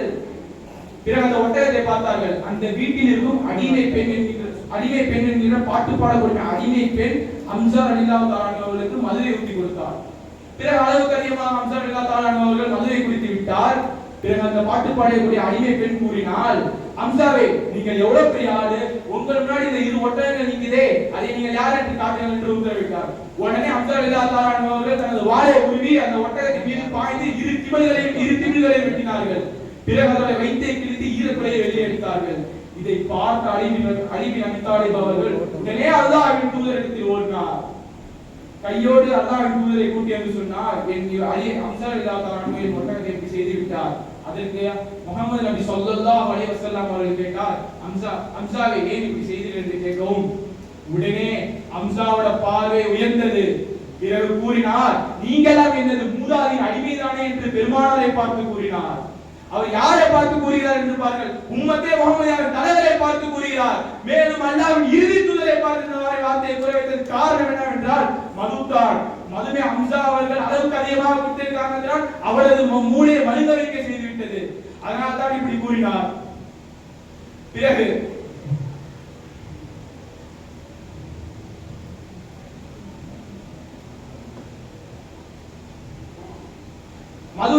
பிறகு நபி ஸல்லல்லாஹு அலைஹி வஸல்லம் அவர்கள் கூறினார்கள், மது குடித்து மயக்கமடைய செய்தான் என்று சொன்னால் 40 நாட்கள் இறைவன் அவனை தொழுகையை ஏற்றுக்கொள்ள மாட்டான். பிறகு அந்த நேரத்தில் அவன் மரணித்தான் என்று சொன்னால் அவன் காஃபிராகவே தான் மரணிப்பான் என்று ரசூல் ஸல்லல்லாஹு அலைஹி வஸல்லம் அவர்கள் கூறினார்கள். பிறகு சொன்னார்கள், ஒரு மனிதன் மதுவை அருந்துகிறான், போதையில் ஈடுபடுகிறான், திருந்த வேண்டும் என்று நினைக்கிறான், இறைவனிடத்தில் தௌபா செய்கிறான், இறைவன் அதை ஏற்றுக்கொள்வான். இரண்டாவது முறையாக மதுவை அருந்துகிறான், போதையில் ஈடுபடுகிறான், பிறகு இறைவனிடத்தில் தௌபா செய்கிறான், இறைவன் அதையும் ஏற்றுக்கொள்வான். மூன்றாவது முறையாக மதுவை அருந்துகிறான், போதையில் ஈடுபடுகிறான், பிறகு இறைவனிடத்தில் தௌபா செய்கிறான், இறைவன் அதையும் ஏற்றுக்கொள்வான். நான்காவது முறையாக ஒரு மனிதன் இதே தவறை செய்தார் என்று சொன்னால் இறைவன் அவன் மீது ஒன்றை கடமையாக்குவான். அதுதான் மறுமையில் அவனுக்கு தண்ணீர் தாகம் ஏற்படும் போது அவனுக்கு என்ன கொடுக்கப்படும் என்றால் சீல்களையும் சலங்களையும் தான் அவனுக்கு மறுமையில் கொடுக்கப்படும். மதுவை பற்றி நீங்கள் முழுமையா தெரிந்து கொள்ளுங்கள். மது என்பது ஒரு கடைக்கு சென்று ஒரு பாட்டில் வாங்கிட்டு வருவது மட்டுமல்ல மது. மேலும் மனிதன் குடிக்கும் போது அவனது அறிவை பிறழ வைத்தது என்று சொன்னாலே அது மதுதான். பிறகு நபி ஸல்லல்லாஹு அலைஹி வஸல்லம் அவர்கள் கூறினார்கள், மது குடிப்பவர்கள் 10 நபர்களை இறைவன் சபிப்பானாக என்று கூறினார்கள். எந்த 10 நபர்கள் என்றால், முதலாவதாக மதுவை குடிப்பவன், இரண்டாவதாக அதை தயாரிப்பவன், மூன்றாவதாக மதுவை குடிப்பவன், நான்காவதாக அந்த மதுவை குடிக்க சொன்னவன், ஐந்தாவதாக அந்த மதுவை எடுத்து செல்பவன், ஆறாவதாக அந்த மதுவை யாருக்கு எடுத்து செல்லப்படுகிறதோ அவன், ஏழாவதாக மதுவை விற்பவன், எட்டாவதாக மதுவை வாங்குபவன், ஒன்பதாவதாக மதுவை அன்பளிப்பாக செலுத்துபவன், பத்தாவதாக மதுவை விட்டு ஹராமான பணத்தில் அந்த உணவை உண்பவன். இந்த 10 நபரை பார்த்து நபி ஸல்லல்லாஹு அலைஹி வஸல்லம் அவர்கள் இறைவன் இவர்களை சபிப்பானாக என்று கூறினார்கள். பிறகு நபி ஸல்லல்லாஹு அலைஹி வஸல்லம் அவர்கள் கூறினார்கள், இறைவன் மதுவை தடை செய்யும் போது மிகவும் தெளிவாகத்தான் தடை செய்தார் என்று கூறினார்கள். எப்படி என்றால், மது என்பது நம்ம இஸ்லாத்தில் முழுக்க ஹராமா, மது குடிப்பது என்று இஸ்லாத்தில் அளவுக்கு அதிகமாக ஆகிவிட்டது. இதை கவனித்த இறைவன் உடனே இறுதியாக ஒரு வசனத்தை இறக்கின்றான், மக்களே மது என்பது இஸ்லாத்தில் முழுக்க ஹராமாக ஆகிவிட்டது என்று நபி ஸல்லல்லாஹு அலைஹி வஸல்லம் என்று வஹீயறியது. உடனே நபி ஸல்லல்லாஹு அலைஹி வஸல்லம் அவர்கள் தொடர்ந்து சொன்னார்கள், மக்களே மது என்பது இஸ்லாத்தில் முழுக்க ஹராமாக ஆகிவிட்டது. ஏனென்று சொன்னால் அதை நீங்கள் விற்க வைத்திருந்தாலும் சரி, அதை நீங்கள் குடிக்க வைத்திருந்தாலும் சரி, இறைவன் அதை மிகவும் அதிகமாக வெறுக்கிறான் என்று சொல்லவும் தமது தோழர்கள் வீட்டில் விற்க வைத்திருந்த மதுவை, குடிக்க வைத்திருந்த மதுவை அன்னைக்கு ரோட்டில் போட்டு உடைத்தார்கள். அன்றைக்கு நீங்கள் பார்த்தீர்கள் என்றால் மதீனாவில் மதுவாரே ஓடிக்கொண்டது. அதே மாதிரி பெருமானார் அவர்கள் கூறினார்கள், இந்த மதுவை நீங்கள் குடிக்கும் போது குறைவாக குடித்தாலும் சரி, அதிகமாக குடித்தாலும் சரி, மது என்பது இஸ்லாத்தில் முழுக்க ஹராமாக ஆகிவிட்டது. இதை இறைவன் மிகவும் அதிகமாக வெறுக்கிறான் என்று கூறினார்கள். இன்ஷா அல்லாஹ் வரக்கூடிய காலங்களில் இறைவன் அதிகமான வெறுத்த தீமைகளில் இருந்து விலகி நன்மையை செய்யக்கூடிய நன்மக்களாக வல்ல இறைவன் நம் அனைவரை காக்க புரிவானாக. இத்துடன் என் உரைக்கு நான் திரையிடுகிறேன். வாஹிதுவான அல்ஹம்துலில்லாஹி ரப்பில் ஆலமீன். அஸ்ஸலாமு அலைக்கும் வரஹ்மத்துல்லாஹி தஆலா வ பரகாத்துஹு. வ அலைக்கும் அஸ்ஸலாம் வ ரஹ்மத்துல்லாஹி வ பரகாத்துஹு. அடுத்த போட்டியாளர் நாகராஜ்.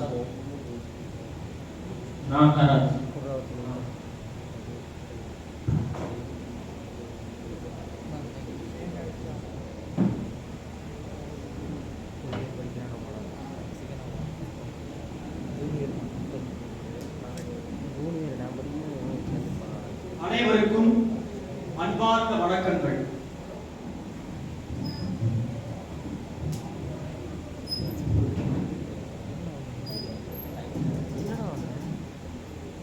தலைப்பு முகமது நபிகள் அவர்களுடைய அழகிய முன்மாதிரி.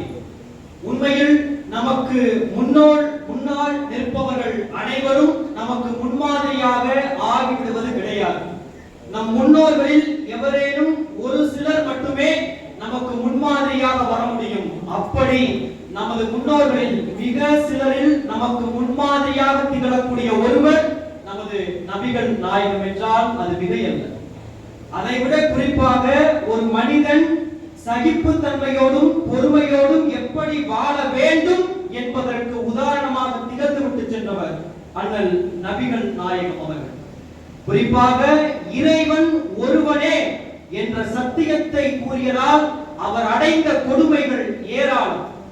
அவர் நடக்கும் பொழுது குப்பைகளை போட்டார்கள், அவர் நடக்கும் பாதையில் முள்களை நட்டார்கள், அவர் மீது மண்ணை வீசினார்கள், கல்லை எறிந்தார்கள், கடும் சொல்லால் வதைத்தார்கள்.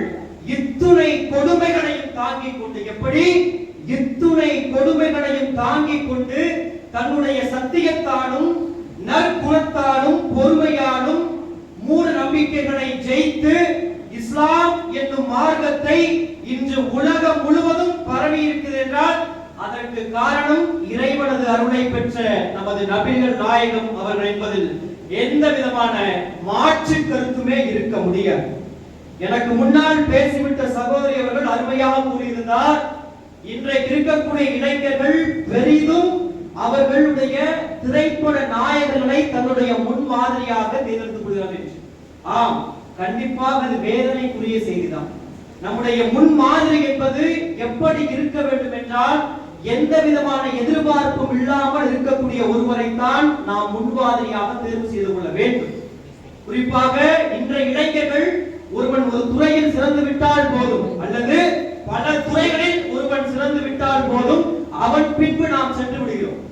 குறிப்பாக தமிழில் சொல்வார்கள், பல்வேறு துறைகள் கலைகள் தமிழ் இருக்கிறது. என்னவென்றால் எழுத்திலக்கணம், எழுத்தாற்றல், வில்லாற்றல், கணிதவியல், இலக்கணவியல், அணியியல், யாழியல், தாளையியல், மண்ணியல், கவர்ச்சியல், கணியக்கலை, ஓகக்கலை, மந்திரக்கலை, நிமித்தக்கலை, மருத்துவக்கலை, கம்மியக்கலை, நாடகக்கலை, ஆடற்கலை, மயக்குக்கலை, புணருக்கலை, வசியக்கலை, இதழியக்கலை, போர் பயிற்சி, தேர் பயிற்சி, இன்னிசை பயிற்சி, நாடி பயிற்சி, மறைநூல், நயநூல், மத்தள நூல், தொன்மம், பொன்னோட்டம், மணிநோட்டம், யானையேற்றம், குதிரையேற்றம், கைகலப்பு, ஓட்டுகை, நட்பு பிரிகை, இளப்பரிகை, வான் செல்கை, வான் புகுதல், கூடுவிட்டு கூடுவாய்தல், மகிழுறுத்தல், மறைத்ததை அறிதல், தன்னூர் கரத்தல், இனிது மொழிதல், புறவுயிர் மொழி, அறத்துப்பால், கருளம், உருப்பமைவு, மரவணப்பு, வனப்பு, ஒளியறிவு, குழல் இசை, மாயம், பெருமாயம், அடற்கட்டு, நீர்க்கட்டு, வழிக்கட்டு, தன்கட்டு, நாவுக்கட்டு, வாய்க்கட்டு, புதையற்கட்டு, சூனியம் என்ற அத்துணை கலைகளிலுமே ஒருவன் சிறந்து விளங்கினால் நமக்கு அவன் முன்மாதிரியாக ஆகிவிட முடியாது. நம் நபிகள் நாயகத்தை போன்று பல தகவல்களை தன் அகத்தே சேகரித்து வைத்திருந்தாலும் கூட ஒரு கணம் கூட தலைகணத்தோடு இல்லாத மனிதராக திகழ்ந்த அண்ணல் நபிகள் அவர்கள் மட்டும்தான் என்றைக்கும் நம்முடைய முன்மாதிரியாக திகழ முடியும். இன்றைக்கு ஒரு எதிரி நமக்கு இருந்து விட்டால் போதும், அத்துணை கவலைகளும் நமக்கு இரட்டிப்பாகிவிடுகிறது. ஆனால் எதிரியே முன்மாதிரியாக கருதிய ஒரு மனிதர் உண்டென்றால் அவர் நபிகள் நாயகம் மட்டும்தான். நபிகள் நாயகம் அவர்களுடைய பரம எதிரியாக இருக்கக்கூடியவர் தான் அபூஜல் அவர்கள். அவர் ஒரு முறை நபிகள் அவர்களை பார்த்து சொல்கிறார்கள், அண்ணலே, நீர் கொண்டு வந்த மார்க்கத்தை தான் நான் எதிர்க்கிறேன், ஆனால் உம்மை நான் ஒருபோதும் எதிர்க்கவில்லை என்று கூறுகிறார். எப்படி இன்றைக்கு நாம் சொல்லிக் கொண்டிருக்கிறோம் எதிரிக்கு எதிரி நண்பன் என்று, ஆனால் தன் எதிரியையே நண்பனாக்கிய பெருமை நமது அண்ணல் அவர்களை மட்டுமே சேரும். இப்படியாக நபிகள் அவர்கள் நமக்கு மட்டும் முன்மாதிரியாக திகழவில்லை, தன் எதிரிக்கே முன்மாதிரியாக திகழ்ந்த ஒரு அண்ணல் உண்டென்றால் அவர் கண்டிப்பாக நமது நபிகள் நாயகமாக மட்டும்தான் இருக்க முடியும். நான் நபிகள் நாயகம் அவர்களை என்னுடைய முன்மாதிரியாக மட்டும் நான் பார்க்கவில்லை, அதற்கெல்லாம் பலபடி மேலாக அன்பு தரும் அம்மாவாக, அறிவு தரும் அப்பாவாக, ஆதரிக்கும் அண்ணனாக, நெறிப்படுத்தும் அக்காவாக, கொஞ்சி பேசும் தங்கையாக, குறும்பு செய்யும் தம்பியாக, தோள் கொடுக்கும் தோழனாக, நம் இதயத்தை தொடும் கணவனாக, இன்பத்தை தரும் மனைவியாக, நம்மை கடந்து செல்லும் வழி போக்கர்களாக, நம்மை தேடி வரும் தூரத்து உறவுகளாக, இப்படி எல்லா உறவுகளிலும் இருக்கக்கூடிய ஒரே உறவு நமது நபிகள் நாயகம் அவர்கள் மட்டும்தான். இப்படியாகத்தான் நான் அண்ணலை அவர்களை பார்த்து கொண்டிருக்கிறேன். அதைவிட குறிப்பாக இந்த ஒரு போட்டிக்காகத்தான் நான் அண்ணலை முதலாக படித்தேன். படித்த கணத்திலிருந்து எனக்கும் அவர் முன்மாதிரியாக மாறிவிட்டார். எப்படி ஒரு வேற்று மதத்தை சேர்ந்த என்னை கூட முன்மாதிரியாக மாற்ற வைத்த பெருமை நமது அண்ணல் அவர்களை மட்டுமே சேரும். அவருடைய வாழ்க்கை அனைத்தையும் பற்றி நம்முடைய சகோதரிகள் சொல்லிவிட்டு சென்று விட்டார்கள். அதைவிட பெரும் வாழ்வு வாழ்ந்த ஒரு மனிதன் இந்த உலகத்தில் கண்டிப்பாக இருக்க முடியாது என்பதுதான் உண்மையும் கூட. நான் இப்படியாக சொல்கிறேன், நபிகள் நாயகம் அவர்களை முன்மாதிரி என்பதற்கெல்லாம் விட இஸ்லாமியுடைய தந்தை இதற்கெல்லாம் ஒருபடி மேலே சென்று நான் நபிகள் அவர்களை இஸ்லாமியுடைய தாய் என்று, அது எப்படி ஒரு ஆண்பாலிற்குரியவரை பெண்பாலிற்குரிய தாய் என்று அழைக்க முடியும் என்று நீங்கள் கேட்கலாம். இங்குதான் நாம் ஒரு விஷயத்தை புரிந்து கொள்ள வேண்டும். ஒரு வளர்ந்த இளைஞனால் தன்னைத்தானே பாதுகாத்துக் கொண்டு வளர முடியும். ஆனால் ஒரு பிறந்த குழந்தையால் தாயின் உதவியின்றி வளர முடியாது. அதுபோலத்தான் நம் சமுதாயமும். இந்த சமுதாயமானது அண்ணல் நபிகள் அவர்கள் பிறந்து இஸ்லாம் என்னும் மார்க்கத்தை தோற்றுவித்து வளர்க்கும் வரை பிறந்த குழந்தையாகத்தான் சமுதாயம் தவழ்ந்து கொண்டிருந்தது. அந்த சமுதாயத்தை வளர்த்து இன்றைக்கு மிகப்பெரிய அளவில் மாற்றி காட்டிய பெருமை நமது அண்ணல் அவர்களை மட்டுமே சேரும். நாம் ஒன்றை மட்டும் நினைவில் வைத்துக் கொள்ள வேண்டும். நமக்கு பால் ஊட்டுபவர் மட்டும் தாய் அல்ல, பாழ்பட்டு கிடக்கும் தேசத்தை சீர்படுத்தி செம்மையாக்குபவரும் நமக்கு தாய்தான் என்பதை நாம் ஒருபோதும் மறந்துவிடக் கூடாது. நபிகள் நாயகம் அவர்களை பற்றி சில குறிப்புகளை எடுப்பதற்காக என் பேனாவினை நான் எடுத்தேன். அந்த பேனாவினுடைய மூடியை நான் திறந்து பார்க்கும் பொழுது அது இஸ்லாமியர் அணியக்கூடிய குல்லாவை போன்று எனக்கு காட்சி அளித்தது. சரி, எழுதுவோம் என்று அந்த பேனாவுடைய முனையை பார்த்தேன். அது எனக்கு கிறிஸ்துவர் அணியக்கூடிய மெழுகுவர்த்தியை போன்று காட்சி அளித்தது. சரி, எழுதுவோம் என்று எழுதித்தான் பார்த்தேன். அது இந்துக்கள் அணியக்கூடிய பட்டையாக காட்சி அளித்தது. இறுதியாக மூன்றையும் ஒன்றாக வைத்து பார்த்தேன். அதுதான் நபிகள் அவர்கள் சொல்லிய சமத்துவமாக எனக்கு தோன்றியது என்றால் இது இருக்கிறார் நபிகள் எனக்கு முன்மாதிரியாக என்று கூறி, இப்பேற்பட்ட ஒரு அவையில் என்னை போன்ற அவர்களுக்கும் பேச வாய்ப்பளித்தமைக்கு மிகப்பெரிய நன்றியை கூறி விடைபெறுகிறேன். நன்றி, வணக்கம்.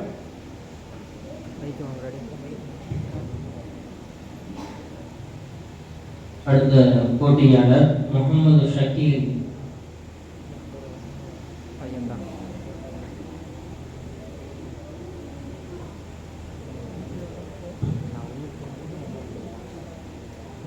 إن الحمد لله رب العالمين والعاقبة للمتقين وعلى آله وصحبه أجمعين إلى يوم الدين. أما بعد, தூணில்லாமல் வானத்தை படைத்து துடுப்பில்லாமல் மேகத்தை அமைத்து நம்மை இங்கு புனிதமான இடத்தில் அமர வைத்திருக்கும் அல்லாஹ்வுக்கே புகழெடுத்து முடித்தார். அவனுக்கு சாந்தியும் சமாதானமும் அன்பும் அருளும் பாசமும் நேசமும் நம் மக்கத்து கோமானும் மதினத்து சீமானும் ஆகிய நமது உயிரிலும் கண்மணி நாயகம் ரசூலுல்லாஹி ஸல்லல்லாஹு அலைஹி வஸல்லம் அவர்கள் மீதும் பரிசுத்தமான அவர்கள் குடும்பத்தார்கள் மீதும் அவர்கள் வாழ்க்கையை அடிச்சுவிட்டனே அப்படியே பின்பற்றி வாழ்கின்ற வாழப்போகும் அத்துணை நல்லுள்ளங்கள் மீதும் குறிப்பாக இங்கு கூடி குளித்திருக்கும் நம் அனைவரின் மீதும் என்றென்றும் நின்று நிலவட்டுமாக என்று பிரார்த்தித்தவனாக எனது உரையாகும் செய்கின்றேன். அஸ்ஸலாமு அலைக்கும் வரஹ்மத்துல்லாஹி தஆலா வபரகாத்துஹு. அன்புமிக்க சகோதர சகோதரிகளே, நான் இங்கு உங்கள் முன் எடுத்துக்கொண்ட தலைப்பு நபிகளாரின் அழகிய ஒரு முன்மாதிரி. சகோதரர்கள், இந்த உலகத்திற்கு பலவிதமான நபிமார்கள் வந்தார்கள். சிலை வணக்கம் செய்த சமூகத்திற்கு நபி இப்ராஹிம் அலைஹிஸ்ஸலாம் அவர்கள் வந்தார்கள். சூனியம் செய்த சமூகத்திற்கு நபி மூசா அலைஹிஸ்ஸலாம் அவர்கள் வந்தார்கள். ஓரினை சேர்க்கை உள்ள ஒரு சமூகத்திற்கு நபி லூத் அலைஹிஸ்ஸலாம் அவர்கள் வந்தார்கள். பொருள் மோசடி செய்த சமூகத்திற்கு நபி சுகைப் அலைஹிஸ்ஸலாம் அவர்கள் வந்தார்கள். ஆனால் நபி ஸல்லல்லாஹு அலைஹி வஸல்லம் எல்லா பிரச்சனையும் உள்ள சமூகத்துக்கு வந்தது மட்டுமல்லாமல் 1,20,000 நட்சத்திரங்களை உருவாக்கியதோடு இன்னும் இன்று வரை 80 கோடி முஃமின்களின் உள்ளத்தில் வாழ்ந்து கொண்டிருக்கிறார். முதலில் ஏழை குடும்பத்தில் அனாதையாக பிறந்த நபிகள் நாயகம் ஸல்லல்லாஹு அலைஹி வஸல்லம் இஸ்லாமிய பரப்புரை தனி மனிதனாக தொடங்கி 23 ஆண்டுகளிலேயே அவரது கொள்கையை அரபிய தீபம் முழுவதும் ஏற்றுக்கொண்டது. முன்னர் சொன்னது போலதான் அமெரிக்க அறிஞர் மைக்கேல் ஹெட் என்பவர் வரலாற்றின் தாக்கத்தை ஏற்படுத்திய தலைவர்களை தேர்ந்தெடுத்து அவர்களின் 100 பேர் தரவரிசை பட்டியலில் முஹம்மது நபி ஸல்லல்லாஹு அலைஹி வஸல்லம் அவர்களுக்கு முதல் இடத்தை வைத்தார். இப்போ எல்லாரும் என்ன நம்ம கூகுள்ல தான் நம்பறாங்க. இப்போ கூகுள்ல கூட சர்ச் பண்ணி பாருங்க, who is the best person in the world அப்படி சொன்னா ப்ராஃபிட் முஹம்மது ஸல்லல்லாஹு அலைஹி வஸல்லம் இதுதான். சகோதரர்களே, அல்லாஹ் இப்ராஹிம் அலைஹிஸ்ஸலாம் அவரை பற்றி குர்ஆனில் குறிப்பிடும் பொழுது அவரின் தியாகத்தை குறித்து அல்லாஹ் குறிப்பிடுவான். நபி மூசா அலைஹிஸ்ஸலாம் அவரை பற்றி குறிப்பிடும் பொழுது அவரின் வீரத்தையும் சீற்றத்தையும் குறித்து அல்லாஹ் குறிப்பிடுவான். நபி அய்யூப் அலைஹிஸ்ஸலாம் அவர்களை பற்றி குறிப்பிடும் பொழுது அவர்களின் பொறுமையை குறித்து அல்லாஹ் குறிப்பிடுவான். நபி தாவூத் அலைஹிஸ்ஸலாம் அவர்களை பற்றி குறிப்பிடும் பொழுது அவரின் அரசாட்சியும் தொழில் முயற்சியும் பற்றி அல்லாஹ் குறிப்பிடுவான். ஆனால் நபி ஸல்லல்லாஹு அலைஹி வஸல்லம் அவர்களை பற்றி குறிப்பிடும் பொழுது வ இன்னக லஅலா குலுகின் அலீம் என்பதாக குறிப்பிடுகின்றான். நற்குணத்தில் மிக உன்னதமான நிலையில் நீர் இருக்கின்றீர் என்பதாக அல்லாஹ் குறிப்பிடுகின்றான். எல்லா துறையிலும் நபி ஸல்லல்லாஹு அலைஹி வஸல்லம் சிறந்து விளங்கினார்கள். மகனாக, தந்தையாக, கணவனாக, தலைவனாக போன்ற எல்லாவற்றிலும் நபி ஸல்லல்லாஹு சிறந்த முன்மாதிரி நமக்கு இருக்கின்றது. வாய்மை, நேர்மை எதிலும் குறை காண முடியாத வாழ்க்கை. சொல்லுக்கும் செயலுக்கும் முரண்பாடற்ற நிலை. பணிவு, எளிமை, கனிவு, வீரம், தோழரை அரவணைத்து சென்ற பங்கு, அடித்தள மக்களை நேசித்த விதம், எப்பொழுதும் புன்னகைத்தவன் முகம், அறிவு கூர்மை போன்ற எல்லாவற்றிலும் மக்களின் மனதை கவர்ந்தவர் தான் முஹம்மது ஸல்லல்லாஹு அலைஹி வஸல்லம். நபி ஸல்லல்லாஹு அலைஹி வஸல்லம் அவர்கள் வாழ்க்கையை குறித்து பார்த்தோமேயானால் நபி ஸல்லல்லாஹு அலைஹி வஸல்லம் இறை தூதர் ஆவதற்கு முன்பே அவர்களை மக்கள் வாய்மையாளர், நம்பிக்கைக்குரியவர் என்றுதான் நினைத்தார்கள். இரு தரப்பினரிடமிருந்து நட்பு பெறுவது கடினம். ஒன்று நெருக்கமானவர்கள், மற்றொன்று எதிரிகள். நெருக்கமானவர்களை விட்டு நன்கு அறிந்து வைத்திருப்பார்கள், எதிரிகள் எதிலும் குறை காணத்திருப்பார்கள். நபிகள் நாயகம் தன்னை இறை தூதர் என்று அறிவித்த பொழுது நெருக்கமானவர்கள் ஒரு சிலரை தவிர மற்ற அனைவரும் ஏற்றுக்கொண்டார்கள். எதிரிகள் அவர்கள் கொள்கை பொய்ப்பிடித்தார்கள் தவிர அவர்களை பொய்யர் என்று தூற்றியதில்லை. நபி ஸல்லல்லாஹு அலைஹி வஸல்லம் அவர்களின் பரம எதிரியான அபூ ஜஹல் ஒன்றை கூறினார், முகமதே நீ பொய்யர் இல்ல, உனது மார்க்கம் தான் பொய்யானது என்பதாக கூறினார். அரபியர்கள் ஏதேனும் ஒரு செய்தியை மக்களுக்கு அறிவிக்க விரும்பினால் உயரமான மலையின் மீது ஏறி என்று அறிவிப்பார்கள். அந்த மரபை பின்பற்றிய நபிகள் நாயகம் ஸல்லல்லாஹு அலைஹி வஸல்லம் தனது முதல் பரப்புரை சஃபா என்ற மலையின் மீது ஏறி என்று ஆரம்பித்தார். மக்கள் அங்கு எல்லோரும் ஒன்று கூடிய போது முகமது கூற ஆரம்பித்தார், இந்த மலைக்கு பின்னால் உள்ள பள்ளத்தாக்கில் உங்களை தாக்குவதற்காக குதிரை வீரர்கள் காத்திருக்கின்றார்கள் என்று நான் சொன்னால் நீங்கள் நம்புவீர்களா என்று கேட்டார்கள்.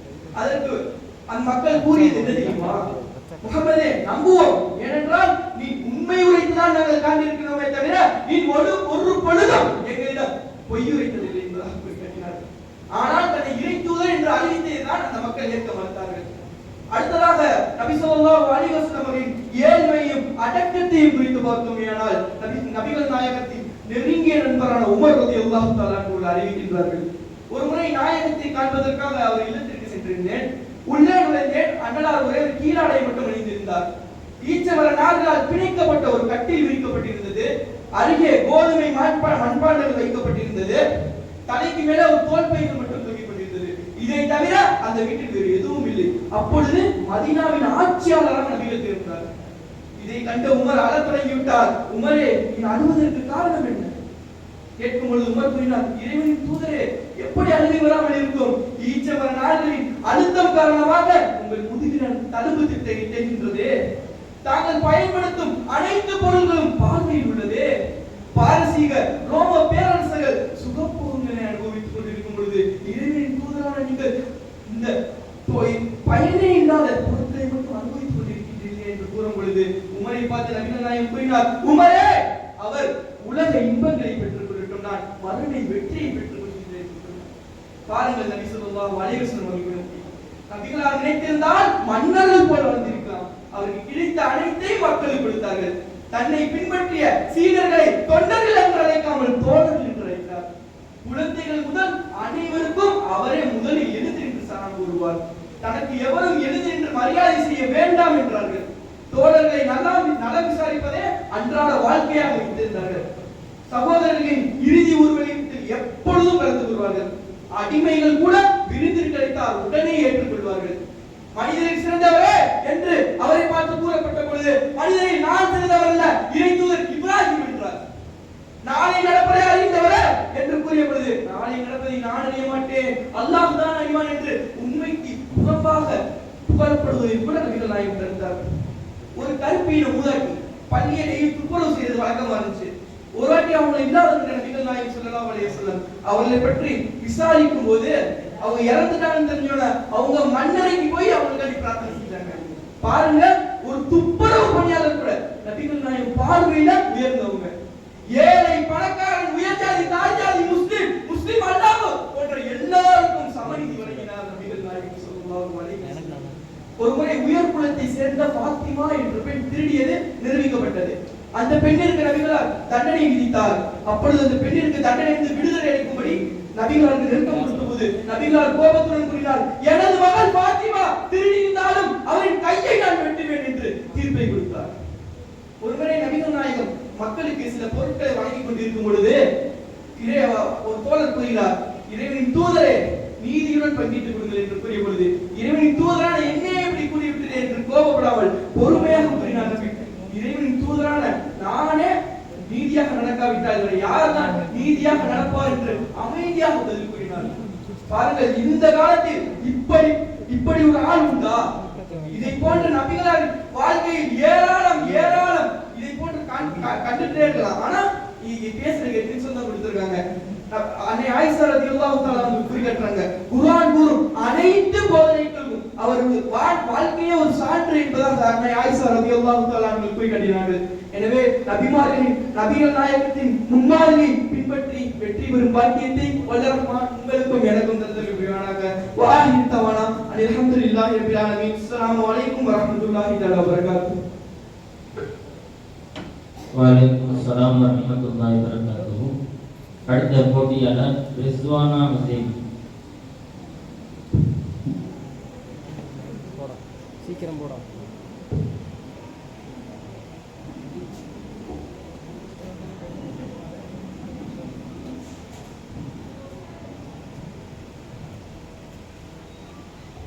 அழகா இருக்கா.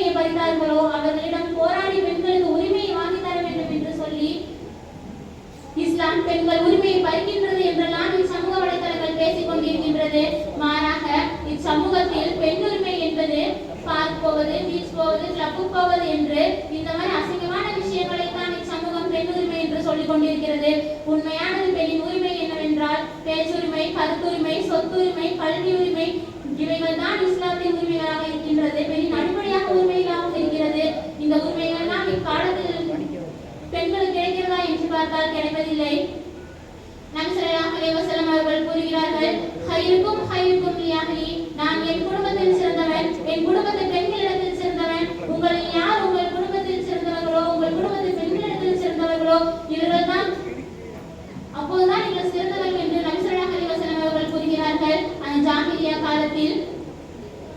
கணவர் இறந்துவிட்டால் அந்த பெண் ஒரு வருட காலம் விட்டார்க்க வேண்டும். இந்த ஒரு வருட காலம் முழுவதும் அந்த பெண் குளிக்க கூடாது, தலைக்கு எண்ணெய் வைக்க கூடாது, உடை மாற்றக்கூடாது என்றெல்லாம் என்று மூடப்பழக்க வழக்கத்தினால் பெண்களை வதைத்தார்கள். ஆனால் நபி ஸல்லல்லாஹு அலைஹி வஸல்லம் அவர்கள் உலகிற்கு வந்த பிறகு பெண்ணின் கணவர் இறந்துவிட்டால் ஒரு வருட காலம் எல்லாம் விட்டார்க்க தேவையில்லை, 4 மாதங்கள் 10 நாட்கள் விட்டா இருந்தா போதும். இதுவும் கணவரின் மீதான பேரன்பையும் வெளிப்பாட்டத்தான் என்று நபி ஸல்லல்லாஹு அலைஹி வஸல்லம் அவர்கள் சொல்லியிருக்கிறார்கள். இன்னும் நபி ஸல்லல்லாஹு அலைஹி வஸல்லம் அவர்கள் வருவதற்கு முன்னால் பெண் குழந்தைகள் பிறந்தாலே ஒன்று உயிருடன் குறைத்து விடுவார்கள், இல்லை என்றால் அதை பணத்திற்கு வேறு நாட்டிற்கு விற்று விடுவார்கள். ஒரு சம்பவம், நபி ஸல்லல்லாஹு அலைஹி வஸல்லம் அவர்களுக்கு ஒரு பழக்கம் இருந்தது. தொழுது முடித்த பிறகு சஹாபாக்களிடம் சிறிது நேரம் அமர்ந்து பேசுவார்கள். அப்படி பேசிக் கொண்டிருக்கும் பொழுது தான் காபிராக இருக்கும் போது செய்த தவறுகளை எல்லாம் சஹாபாக்கள் ஒவ்வொன்றாக சொல்லிக் கொண்டிருக்க அங்கிருக்க ஒரு சஹாபி சொன்னார், யா ரசூலல்லாஹ், நான் காபிராக இருந்த பொழுது என் மனைவி தெரிவாத கர்ப்பிணியாக இருந்தால் நான் அவரிடம் பெண் குழந்தை பிறந்தால் உயிருடன் புதைத்துவிடு என்று சொல்லிவிட்டு நான் வியாபாரத்துக்கு சென்று விட்டேன். வியாபாரத்துக்கு சென்று விட்டு நான் வரும்பொழுது சிறிது காலமானது. அந்த பெண்ணுக்கு பெண் குழந்தைதான் பிறந்தது. அந்த பெண் அந்த குழந்தையை புதைக்கவில்லை, மாறாக வளர்த்து வந்தால். தன் கணவரிடம் தன் பிள்ளை என்று சொல்லவில்லை. அந்த கணவரும் அந்த பெண் பிள்ளையை பக்கத்து வீட்டு பிள்ளை என்று சொல்லி பாசமாக நடந்து கொண்டார். சிறிது காலம் கழித்து கணவரிடம் சொல்கிறார், நம்ம பிள்ளைதான் என்று. அவருக்கு கோபம் வந்து அந்த குழந்தையை உயிருடன் புதைப்பதற்காக பாலைவனத்துக்கு அழைத்து செல்கிறார். அந்த பாலைவனத்துக்கு அழைத்து சென்று ஒரு குழியை தோண்டுகிறார். அந்த குழி தோண்டும் பொழுது அந்த மண்ணாங்கில் தந்தையின் தாடியில் பட்டு விடுகிறது. அந்த குழந்தை தன்னை உயிருடன் தான் புதைக்க போறார்கள் என்று தெரியாமல் தந்தையின் தாடியில் உள்ள மண்ணை தட்டி விடுகின்றது. அந்த பாரபட்சம் பார்க்காமல் அவர் அந்த குழந்தையை உயிருடன் புதைத்து விட்டு வந்தார். இந்த செய்தியை கேட்டவுடன் நபி ஸல்லல்லாஹு அலைஹி வஸல்லம் அவர்களும் சுத்தி இருந்த சஹாபாக்களும் கண்ணீர் வடித்தார்கள். இப்படித்தான் பெண்களின் வாழ்வுரிமை அந்த காலத்தில் இருந்தது. நபி ஸல்லல்லாஹு அலைஹி வஸல்லம் அவர்கள் வந்த பிறகு பெண்கள் இந்த உலகத்தில் வாழ தகுதியானவர்கள், பெண்களுக்கு வாழ்வுரிமை கொடுக்க வேண்டும் என்று நபி ஸல்லல்லாஹு அலைஹி வஸல்லம் அவர்கள் கூறினார்கள். யாருடைய வீட்டில் 2 அல்லது 3 பெண் குழந்தைகள் சகோதரிகள் இருக்கிறார்களோ, யார் அவர்களுக்கு நல்ல முறையில் திருமணம் முடித்து கொடுத்து நல்ல முறையில் வாழ்ந்து கொள்கிறார்களோ, அவர்கள் விஷயத்தை ரப்பை பயந்து கொள்கிறார்களோ, இவர்களுக்கு சுவனம் என்று ரசூலுல்லாஹி ஸல்லல்லாஹு அலைஹி வஸல்லம் அவர்கள் சொன்ன பிறகு எல்லா சஹாபாக்களும் பெண் பிள்ளையை தேடி பெற்றார்கள். முதலாக நபி ஸல்லல்லாஹு அலைஹி வஸல்லம் அவர்கள் பெண்களுக்கான வாழ்வுரிமை பற்றி சத்திய சஹாபாக்களிடம் பேசினார்கள். அடுத்ததாக சொத்துரிமை பற்றி ரசூல் ஸல்லல்லாஹு அலைஹி வஸல்லம் அவர்கள் பேசியிருக்கிறார்கள். அல்லாஹ் தஆலா தன் குர்ஆன் ஷரீஃபிலே சூரத் நிசாவிலே சொல்கிறான், வலிநிசாஇ நஸீபு மிம்மா தரக்கல் வாலிதானி வல் அக்ரபூன மிம்மா கல்ல மின்ஹு அவ் கஸர. பெண்களுக்கு என்ற ஒரு பங்கு இருக்கின்றது, பெற்றோர்கள் விட்டு சென்றதிலிருந்து, உறவினர்கள் விட்டு சென்றதிலிருந்து பெண்களுக்கு என்ற ஒரு பங்கு இருக்கின்றது என்று நபி ஸல்லல்லாஹு அலைஹி வஸல்லம் அவர்கள் கூறியிருக்கிறார்கள். ஒரு பெண்ணுக்கு மனம் முடித்து கொடுத்தால் அந்த பெண்ணுக்கு கணவன் மகர் கொடுக்க வேண்டும். அப்படி அந்த கணவன் மகர் கொடுக்கவில்லை என்றால் படுக்கையிலிருந்து தள்ளி வைக்க பெண்ணுக்கு உரிமை இருக்கிறது என்று நபி ஸல்லல்லாஹு அலைஹி வஸல்லம் அவர்கள் கூறியிருக்கிறார்கள் என்றால் எந்த அளவுக்கு பெண்களுக்கான உரிமையை ரசூல் ஸல்லல்லாஹு அலைஹி வஸல்லம் அவர்கள் சொல்லியிருப்பார்கள். ஒரு சஹாபி ரசூல் ஸல்லல்லாஹு அலைஹி வஸல்லம் அவர்களிடம் கேட்கிறார், யா ரசூலல்லாஹ், என் மனைவி இடத்தில் எப்படி நான் நல்ல முறையில் நடந்து கொள்வது என்று கேட்க ரசூல் ஸல்லல்லாஹு அலைஹி வஸல்லம் சொல்கிறார்கள், நீங்கள் உண்ணுவது போன்ற அவர்களுக்கு நீங்கள் உணவு கொடுங்கள், நீங்கள் உடுத்துவது போன்ற அவர்களுக்கு உடையும் கொடுங்கள். ஏதேனும் கருத்து வேறுபாடு ஏற்பட்டால் அந்த பெண்ணுக்கு பேசும் உரிமையை கொடுத்து விட்டாலே போதும், நீங்கள் நல்ல முறையில் நடந்து கொண்டீர்கள் என்று நபி ஸல்லல்லாஹு அலைஹி வஸல்லம் அவர்கள் கூறினார்கள். அடுத்ததாக கல்வி உரிமை. ரசூல் ஸல்லல்லாஹு அலைஹி வஸல்லம் அவர்கள் பெண்களுக்கு கல்வி கற்க தடை விதிக்கவில்லை. இஸ்லாமும் பெண்களுக்கு கல்வி கற்க தடை விதிக்கவில்லை. மாறாக ஒரு ஆண் பெண் கடப்பதைத்தான் இஸ்லாம் தடை விதிக்கிறது. ஒவ்வொரு முஸ்லிமின் மீதும் கல்வி கற்பது கட்டாய கடமையாகும். இப்படி ரசூல் ஸல்லல்லாஹு அலைஹி வஸல்லம் அவர்கள் பெண்களுக்கான எல்லா உரிமையை பற்றி பேசியுள்ளார்கள். மனைவி இடத்தில் எப்படி நல்ல முறையில் நடந்து கொள்வது, மகளிடத்தில் எப்படி நல்ல முறையில் நடந்து கொள்வது, இன்னும் தாயின் காதலில் சொர்க்கம் என்கிறார்கள் ரசூல் ஸல்லல்லாஹு அலைஹி வஸல்லம் அவர்கள். இஸ்லாம் பெண்களுக்கான உரிமையை எல்லா நாளும் கொடுத்து கொண்டிருக்கிறது. இதை விட்டுவிட்டு மார்ச் 8 மட்டும் பெண்களுக்கான உரிமை கொடுக்கிறோம் என்ற அசிங்கத்தையும் அவமானத்தையும் கொடுத்து கொண்டிருக்கிறது இச்சமூகம். ஆனால் நபி ஸல்லல்லாஹு அலைஹி வஸல்லம் அவர்கள் ஜாஹிலியா காலத்திலும் பெண்களுக்கான உரிமையும் கடமையும் கொடுத்து வாழ்ந்திருக்கிறார்கள். பெண்ணாக பிறந்து விட்டோமே என்று நாங்கள் நினைத்த பொழுது எங்கள் பெண்மையின் கண்ணியத்தை காத்தார்கள் நபி ஸல்லல்லாஹு அலைஹி வஸல்லம் அவர்கள். காய்ந்த இரையாக அன்று நாங்கள் இருந்த பொழுது நாயகம் கொடுத்த கண்ணியத்தால் இன்று மரணமாக இருக்கிறோம் அல்லவா, அல்ஹம்துலில்லாஹ்.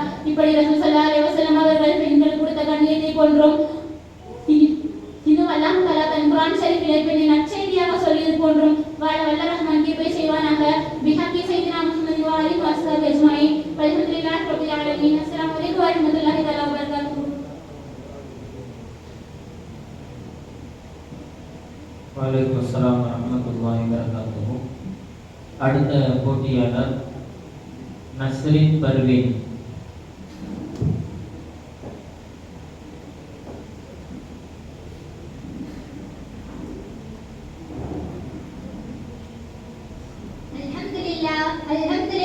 அல்ஹம்துலில்லாஹி ரப்பில் ஆலமீன். அஸ்ஸலாத்து வஸ்ஸலாமு அலைக்க யா சய்யதி யா ரசூலல்லாஹ். குது பியதிக அல்லதி யத்ரிக்னி யா ஷஃபியல் முذنبين அம்மா பாத். ஃபகத் قال الله تعالى في القرآن الكريم بعد أعوذ بالله من الشيطان الرجيم بسم الله الرحمن الرحيم. لكم دينكم ولي دين. صدق الله العلي العظيم. قال النبي صلى الله عليه وسلم وخالق الناس بخلق حسن أو كما قال عليه الصلاة والسلام.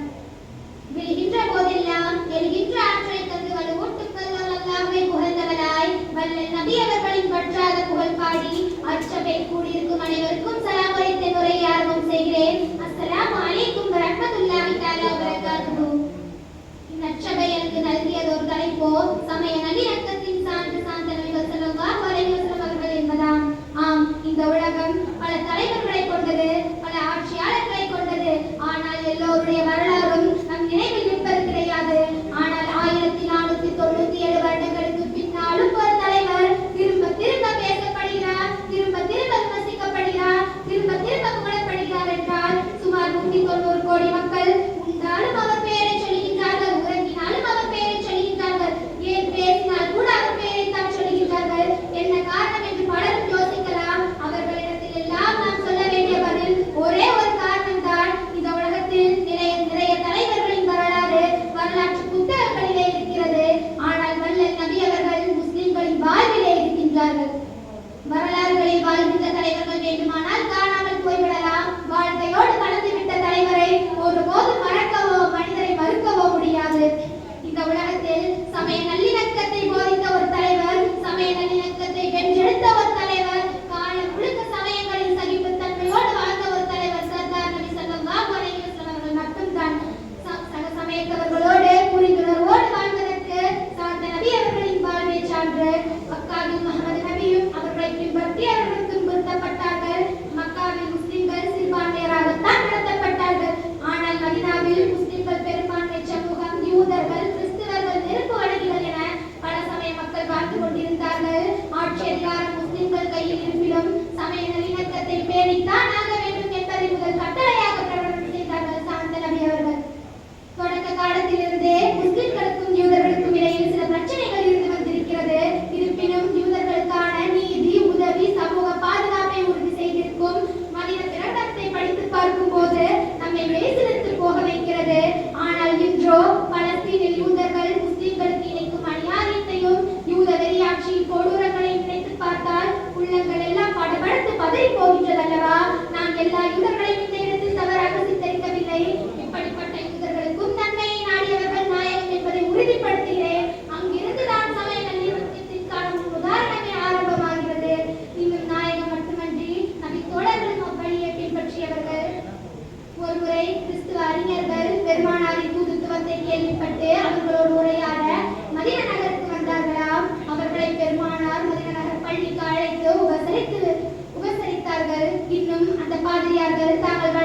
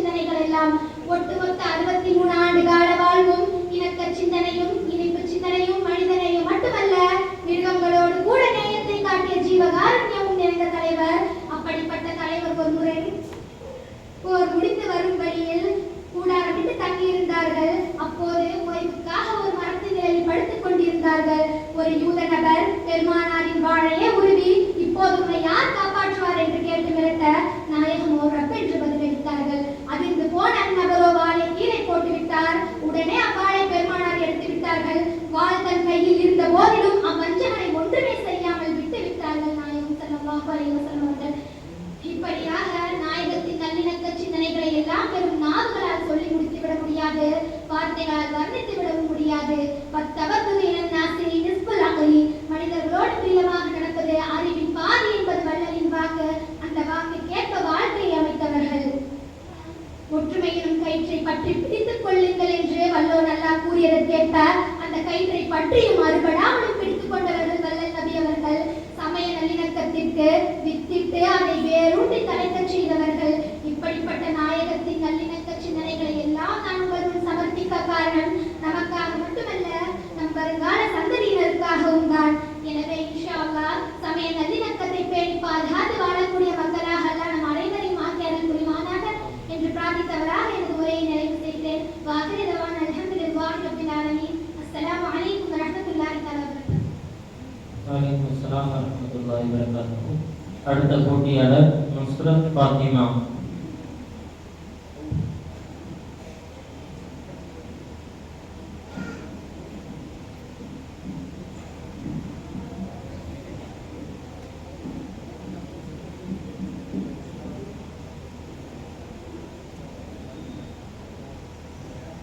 அஸ்ஸலாமு அலைக்கும் வரஹ்மத்துல்லாஹி வபரகாத்துஹு. அனாதையாய் பிறந்து அந்தஸ்தாய் வளர்ந்தவர்கள் என்னை பின்பற்றுங்கள் என்று சொன்ன ஒரே தலைவர் சிம்ம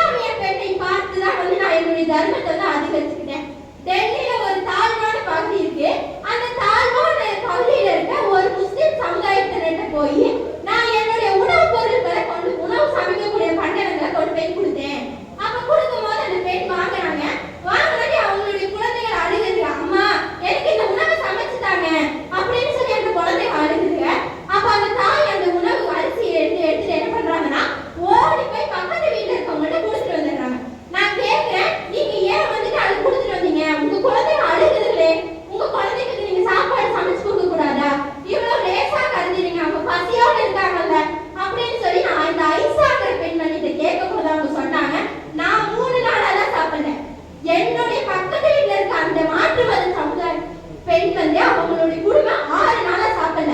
இந்த 3 நாளா சாப்பிடாத நானே இவ்வளவு பசியில இருக்கும் போது அந்த 6 நாளா சாப்பிடாத அவங்களுக்கு எவ்வளவு பசி இருக்கும்.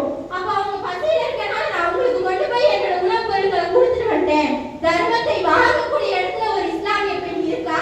அந்த தர்மம் தனக்கு தேவைப்படும் போது பிறருக்கு தர்மம் செய்யறாளே, அந்த சமூக நல்லிணக்கம் எப்படி வந்துச்சுன்னா அது நபி அவர்கள் அழகான முறையில் அவர்கிட்ட கேட்கிறாங்க, உங்களுக்கு யார் இதை சொல்லிக் கொடுத்தா? இந்த தர்மத்தை யார் சொல்லிக் கொடுத்தானா? என்னுடைய இஸ்லாம், என் நபி இப்படித்தான் இருந்தாங்க. அவன் என்கிட்ட சொன்னா, அந்த பெண் என்கிட்ட இப்படி சொன்னா. அதை பார்த்துதான் நான் வந்து மற்றவர்களிடத்துல நல்ல முறையில் நடந்து கொள்ளணும், சமூகத்தை பேரணும், மனித நேயத்தை காப்பாற்றணும்னு நான் ஆசைப்படுறேன். அதனாலதான் நான் அந்த பொருளை தர்மம் செஞ்சுட்டு வந்தேன் அப்படின்னு சொன்னாங்க. நான் அதை பார்த்து என்னுடைய தர்மத்தை அதிகப்படுத்திக்கிட்டேன் அப்படின்னு சொல்லி அனைத்து சொல்றாங்க. அப்போ எந்த அளவுக்கு இஸ்லாம் வந்து சொல்லப்படுது? இஸ்லாம் மேல ஒரு பொய்யான சான்றிதழ் பதிவிக்கப்படுது. பொய்யான சான்றிதழ் பதிவிக்கப்படுது. அதாவது கொரோனா வந்தது இஸ்லாமியர்கள்னாலதான் அப்படின்னு சொல்லி சொன்னாங்க. என்ன ஆச்சுன்னா அந்த இஸ்லாம் வந்து கொரோனா டைம்ல உணவுக்கு பஞ்சமானவங்க நிறைய பேர் இருந்தாங்க, சாப்பாடுக்கு வழி இல்லாம இருந்தாங்க. அப்போ அல்லாஹ்வுடைய பள்ளியில இருந்து அனைவரும் என்ன செஞ்சாங்கன்னா, பள்ளியுடைய நிர்வாகிகள் ஒவ்வொரு பள்ளியில இருக்கும் உணவை எடுத்து கொண்டு போய் ஒவ்வொரு மூலை முடுக்கில் இருக்கக்கூடிய சமூகத்தாருக்கும், அவர்கள் காபீர்களா முஸ்லீம்களா அவங்க மற்ற சமூகத்தினர் பார்க்கல, அவங்க பசியில இருக்காங்க, அவங்க மனிதர்கள் பார்த்து உணவை கொண்டு போய் கொடுத்துட்டு வந்தாங்க. இப்பதான் இஸ்லாம் வந்து கருதுது. இதைத்தான் நபி அவர்கள் இஸ்லாமுக்கு சொல்லி கொடுத்தது. ஏன் இவ்வளவு வருடத்தை நான் குறிப்பிட்டு வந்து பயான்ல சொல்றதை விட இந்த உரையில இந்த இடத்துல எப்படி இருக்குன்னா, இத்தனை மாற்று சமுதாயத்தினர்கள் வந்து நபி அவர்களை பற்றி பெருமையா பேசிட்டு போயிருக்காங்க. அவங்கதான் எங்களுக்கு முன்னுதாரணம் அப்படின்னு சொல்லி எத்தனையோ வந்து பேசினாங்க. அதற்கு காரணம் என்ன? இப்படி வந்து அவங்க வந்து பேசுறாங்க அப்படின்னா எத்தனை பேர் மாற்று சமுதாயத்துல கிட்டத்தட்ட ஒரு 5-6 பேர் வந்து சொன்னாங்க, நாங்க வந்து நபி அவர்களை முன்னுதாரணமா நினைக்கிறோம் அப்படின்னு சொல்லி வந்து சொன்னதுக்கு வந்து காரணம் நாம வந்து சமூக நல்லிணக்கத்தை நபி அவர்கள் பேசினாங்க. அதனாலதான் இன்ஷா அல்லாஹ் இஸ்லாம் இதுவரை சமூக நல்லிணக்கத்தை பேணிக் கொண்டுதான் இருக்கும், இன்னும் பேரும் என்று சொல்லி எனக்கு உரையை விடைபெறுகிறேன். அஸ்ஸலாமு அலைக்கும் வரஹ்மத்துல்லாஹி வபரகாத்துஹு. வலைக்கும் ஸலாம் வரஹ்மத்துல்லாஹி வபரகாத்துஹு. அடுத்த போட்டியாளர் அம்ரித் சஹானா.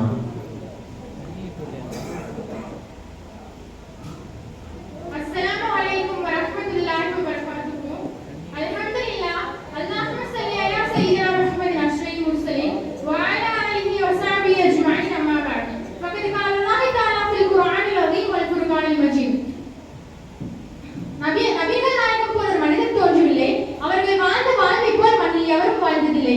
இறை தூதராக இருந்தார், பல ஒழுக்கத்தை கற்றுத் தந்தார், பேரரசராக உயர்ந்தார், இறை அடிமையாக பணிந்தார், படிக்காமலே இருந்தார், பல பாடம் நமக்கு தந்தார், பெரும் புனிதராக வாழ்ந்தார், ஒழுக்க மேம்பாட்டுடன் திகழ்ந்தார். இஸ்லாமிய மார்க்கத்தில் உயர்ந்த ஒழுக்கத்தையும் நற்பண்புகளையும் போதித்த நபி ஸல்லல்லாஹு அலைஹி வஸல்லம் அவர்களின் ஒழுக்க மேம்பாடு என்ற தலைப்பில் பேச வந்துள்ளேன். நபி ஸல்லல்லாஹு அலைஹி வஸல்லம் அவர்கள் உலகத்திற்கு வணக்க வழிபாடுகளை மட்டும் கற்றுத் தருவது வரவில்லை, மாறாக கொள்கைகள், சட்டங்கள், வழிபாடுகள் இவற்றையெல்லாம் தாண்டி மேலான ஒழுக்கத்தை கற்றுக் கொடுத்து ஒழுக்கத்துடன் கூடிய சமுதாயத்தை கட்டி எழுப்புவதே நபி அவர்களின் வருகை நோக்கங்களில் ஒன்றாகவே இருந்தது. நபி ஸல்லல்லாஹு அலைஹி வஸல்லம் அவர்கள் பல்வேறு ஒழுக்கத்தை கற்றுக் கொடுத்துள்ளார்கள். சஹாபாக்களும் அவ்வாறே நபி அவர்களை பார்த்து பார்த்து ஒவ்வொரு விஷயங்களையும் கற்றிருந்தார்கள். இவ்வாறு சஹாபாக்கள் ஒரு சஹாபத்தோடு நபி அவர்களுடைய வீட்டுக்கு சென்று கேட்பார்களாம். ஆனா ஆயிஷா ரலியல்லாஹு அன்ஹா கிட்ட கேட்கறாங்க,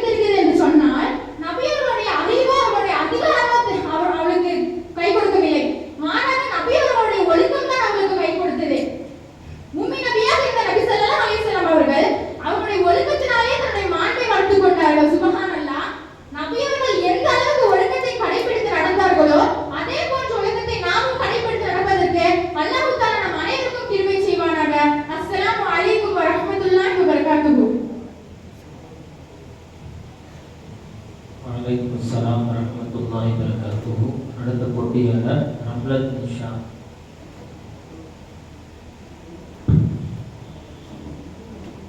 الصلاة والسلام على سيدنا محمد وعلى آله وصحبه أجمعين. எல்லாம் வல்ல அல்லாஹ்வின் நல்லடியார்களே, கண்ணியமிக்க சகோதர சகோதரிகளே, நான் எடுத்துக்கொண்ட தலைப்பு அண்ணலாரின் அழகிய முன்மாதிரி. அகிலத்திற்கு அருட்புடையாய் அறத்தை போதித்த ஆசானாய் அருள்மறையாம் திருமறையை அள்ளி வந்த அண்ணல் நபியே, தலைமைத்துவத்தின் தலையாய தலைவரே, மாணவ சமுதாயத்தின் மதிப்பில்லா ஆசானே, மறைவழியில் வாழ்ந்த மாணிக்கமே, அறிவழியை போதித்த ஆன்மீக தலைவரே, சிந்தை எனும் சிறப்பையே நீர் கூறினீர், உன் செயல்களால் என் செயல்களை செம்மையாக்கினீர், உம் அசைவுகள் எனக்கான எடுத்துக்காட்டுகள், உம் அங்கீகாரம் எனக்கான தரச்சான்று, இன்மையிலும் எனக்காக வாழ்ந்தீரே, மறுமையிலும் எனக்காக பிரார்த்திப்பீரே, சுவனத்தில் என் அண்ணல் நபியோடு சுவனத்து பூச்சிட்டாய், என்னையும் இங்குள்ள அனைவரையும் ஆக்கிடுவாய் யா அல்லாஹ். கண்ணியமிக்கவர்களே, மக்கத்து ராஜாவாம், மதினத்து ரோஜாவாம், கருணை கடலாம், காருண்ய வல்லலாம், பொறுமையின் சிகரமா அண்ணலாரின் அழகிய முன்மாதிரி. வாழ்வதற்கு முன்மாதிரி அல்லாமல் வாழ முடியாது. எந்த ஒன்றையும் அல்லாஹ் முன்மாதிரி அல்லாமல் படைத்ததில்லை. அல்லாஹ் தன் படைப்பில் மாத்திரம்தான் பாத்திர சமாவாதி வல்லர், முன்மாதிரி இன்றி படைத்தேன் என்கிறான். வானத்தை இன்னொரு மாடலை வைத்து அல்லாஹ் படைக்கவில்லை. பூமியைப் போல இன்னொரு மாடல் கிடையாது. அல்லாஹ் தன் படைப்பை பற்றி கூறும்போது முன்மாதிரி இன்றி படைத்தேன் என்கிறான். ஆனால் அண்ணல் நபி ஸல்லல்லாஹு அலைஹி வஸல்லம் அவர்களை முழு மனித சமுதாயத்திற்கும் முன்மாதிரி இருப்பதாக அல் குர்ஆனில் அழகுபட அடையாளப்படுத்துகிறான். அஊது பில்லாஹி மினஷ் ஷைத்தானிர் ரஜீம். பிஸ்மில்லாஹிர் ரஹ்மானிர் ரஹீம். லகத் கான ரசூலுல்லாஹி ஃபீ உஸ்வத்துன் ஹஸனா லிமன் கான யர்ஜுல்லாஹ வல் யௌமில் ஆகிரி வ ذكرுல்லாஹ கஸீரா. உங்களில் அல்லாஹ்வை நினைவு கூர்பவர்களுக்கும் அல்லாஹ்வையும் மறுமை நாளையும் நம்புபவர்களுக்கு அல்லாஹ்வின் தூதரிடத்தில் திட்டமாக அழகிய முன்மாதிரி இருப்பதாக அல் குர்ஆனில் அடையாளப்படுத்துகிறான். இதற்கு ஒரு சிறு சம்பவமே சான்று. அபிரபா ரஹ்மத்துல்லாஹி அவர்கள் அறிவிக்கிறார்கள், உபைத் இப்னு உமைர் ரலியல்லாஹு அன்ஹு அவர்களும் இப்னு உமர் ரலியல்லாஹு அன்ஹு அவர்களும் அண்ணல் நபி ஸல்லல்லாஹு அலைஹி வஸல்லம் அவர்களின் மனைவியாரான அன்னை ஆயிஷா ரலியல்லாஹு அன்ஹா வீட்டுக்கு போறாங்க. அப்போது இப்னு உமர் ரலியல்லாஹு அன்ஹு அவங்க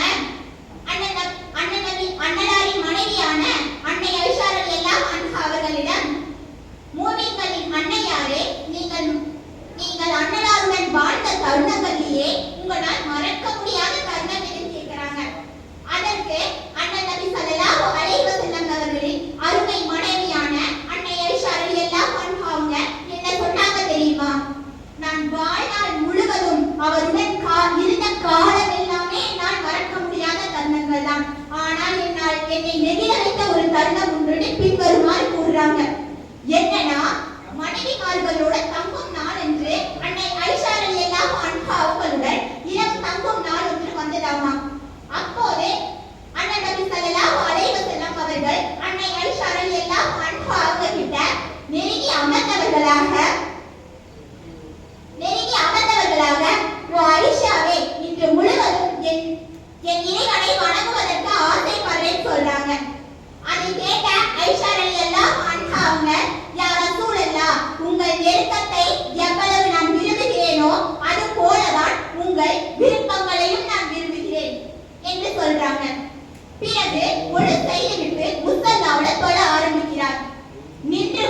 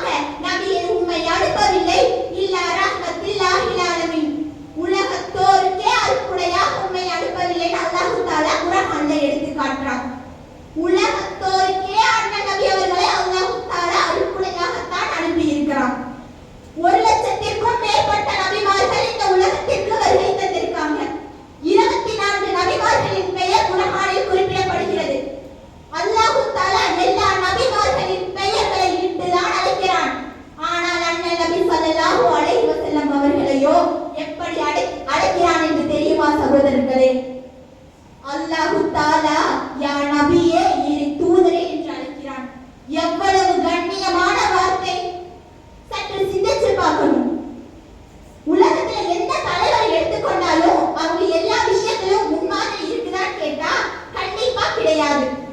ஒரு விஷயத்துல அவங்க சிறந்தவராக இருந்தா மற்றொரு விஷயத்துல தோற்று போய் இருப்பாங்க. ஒரு விஷயத்துல அவங்க வழிகாட்டனா மற்றொரு விஷயத்துல வழிகாட்டாம விட்டு விடுவாங்க. ஆனால் அண்ணன் நபி அவர்கள் தொடாத துளிகளே கிடையாது. அனைத்திற்கும் முன்மாதிரி அவர்களே. நீங்கள் குடும்ப தலைவரா, அவரும் குடும்ப தலைவரே. நீங்கள் அனாதையாக இருந்திருக்கிறீர்களா, அவரும் அனாதையாக இருந்திருக்கிறார். குடும்ப தலைவருக்கு முன்மாதிரி அவர்களே. ஒரு மனைவி மட்டுமல்ல, 11 மனைவிகளிடத்திலும் பலதரப்பட்ட குணாதிசயங்கள் உள்ளவர்களிடத்திலும் சிறந்த முறையில் வாழ்ந்து காட்டியிருக்கிறார்கள். 2 மனைவியை வச்சுட்டே திண்டாட்டமா இருக்குது. சற்று சிந்திச்சு பாருங்க சகோதரர்களே. அரசியல் தலைவராக, போர் தளபதியாக, இன்னும் தந்தையாக, மகனாக அனைத்திற்கும் முன்மாதிரி அவர்களே. அவர்களை அப்படியே ரோல் மாடலாக எடுத்துக்கொண்ட சகாபாக்கள் அனைத்து துறைகளிலும் வெற்றி கொடி நாட்டியிருக்கிறார்கள். உதைபத்துல் யமான ஒரு சஹாபி பாரசீக நாட்டிற்கு தூதராக போறார். அப்போது பெரும் பெரும் தலைவர்களுடன் விருந்து ஏற்பாடு செய்யப்படுகிறது. அதுல அவரும் கலந்துக்கிறார். அவருக்கு உணவெல்லாம் கொடுக்கப்படுகிறது. சிறிது உணவு சிந்திருச்சு கீழே. உடனே சஹாபி எடுத்து கழுவி சாப்பிட ஆரம்பிக்கிறார். அதை பார்த்துட்டு இருந்த பக்கத்துல இருந்த ஒருத்தர், சிறிது உணவு தானே, விட்டு விட வேண்டியது தானே, இவ்வளவு பெரிய சபையில அரசர்கள், அமைச்சர்கள் எல்லாம் இருக்கிற சபையில இந்த உணவை எடுத்து சாப்பிட்டா உங்களை என்ன நினைப்பாங்க அப்படின்னு சொல்றாங்க. அதற்கு கடும் கோபத்தில் அந்த சஹாபி, இந்த மடையர்களுக்காக, அதாவது இந்த மடையர்களுக்காக என் நபி அவர்களின் ஒரு சுண்ணத்தை விடுவேனா அப்படின்னு கேட்கிறாங்க. எப்படிப்பட்ட சபையாக இருந்தாலும், எப்படிப்பட்ட அரசராக இருந்தாலும், அமைச்சராக இருந்தாலும் நபி அவர்களின் சுண்ணத்துகளை விட்டு தந்ததில்லை. கண்ணியமிக்கவர்களே, வல்ல ரஹ்மான் வல்ல நபி வழி நடக்க வாழ்வின் அடிச்சுவடுகளை அப்படியே பின்பற்ற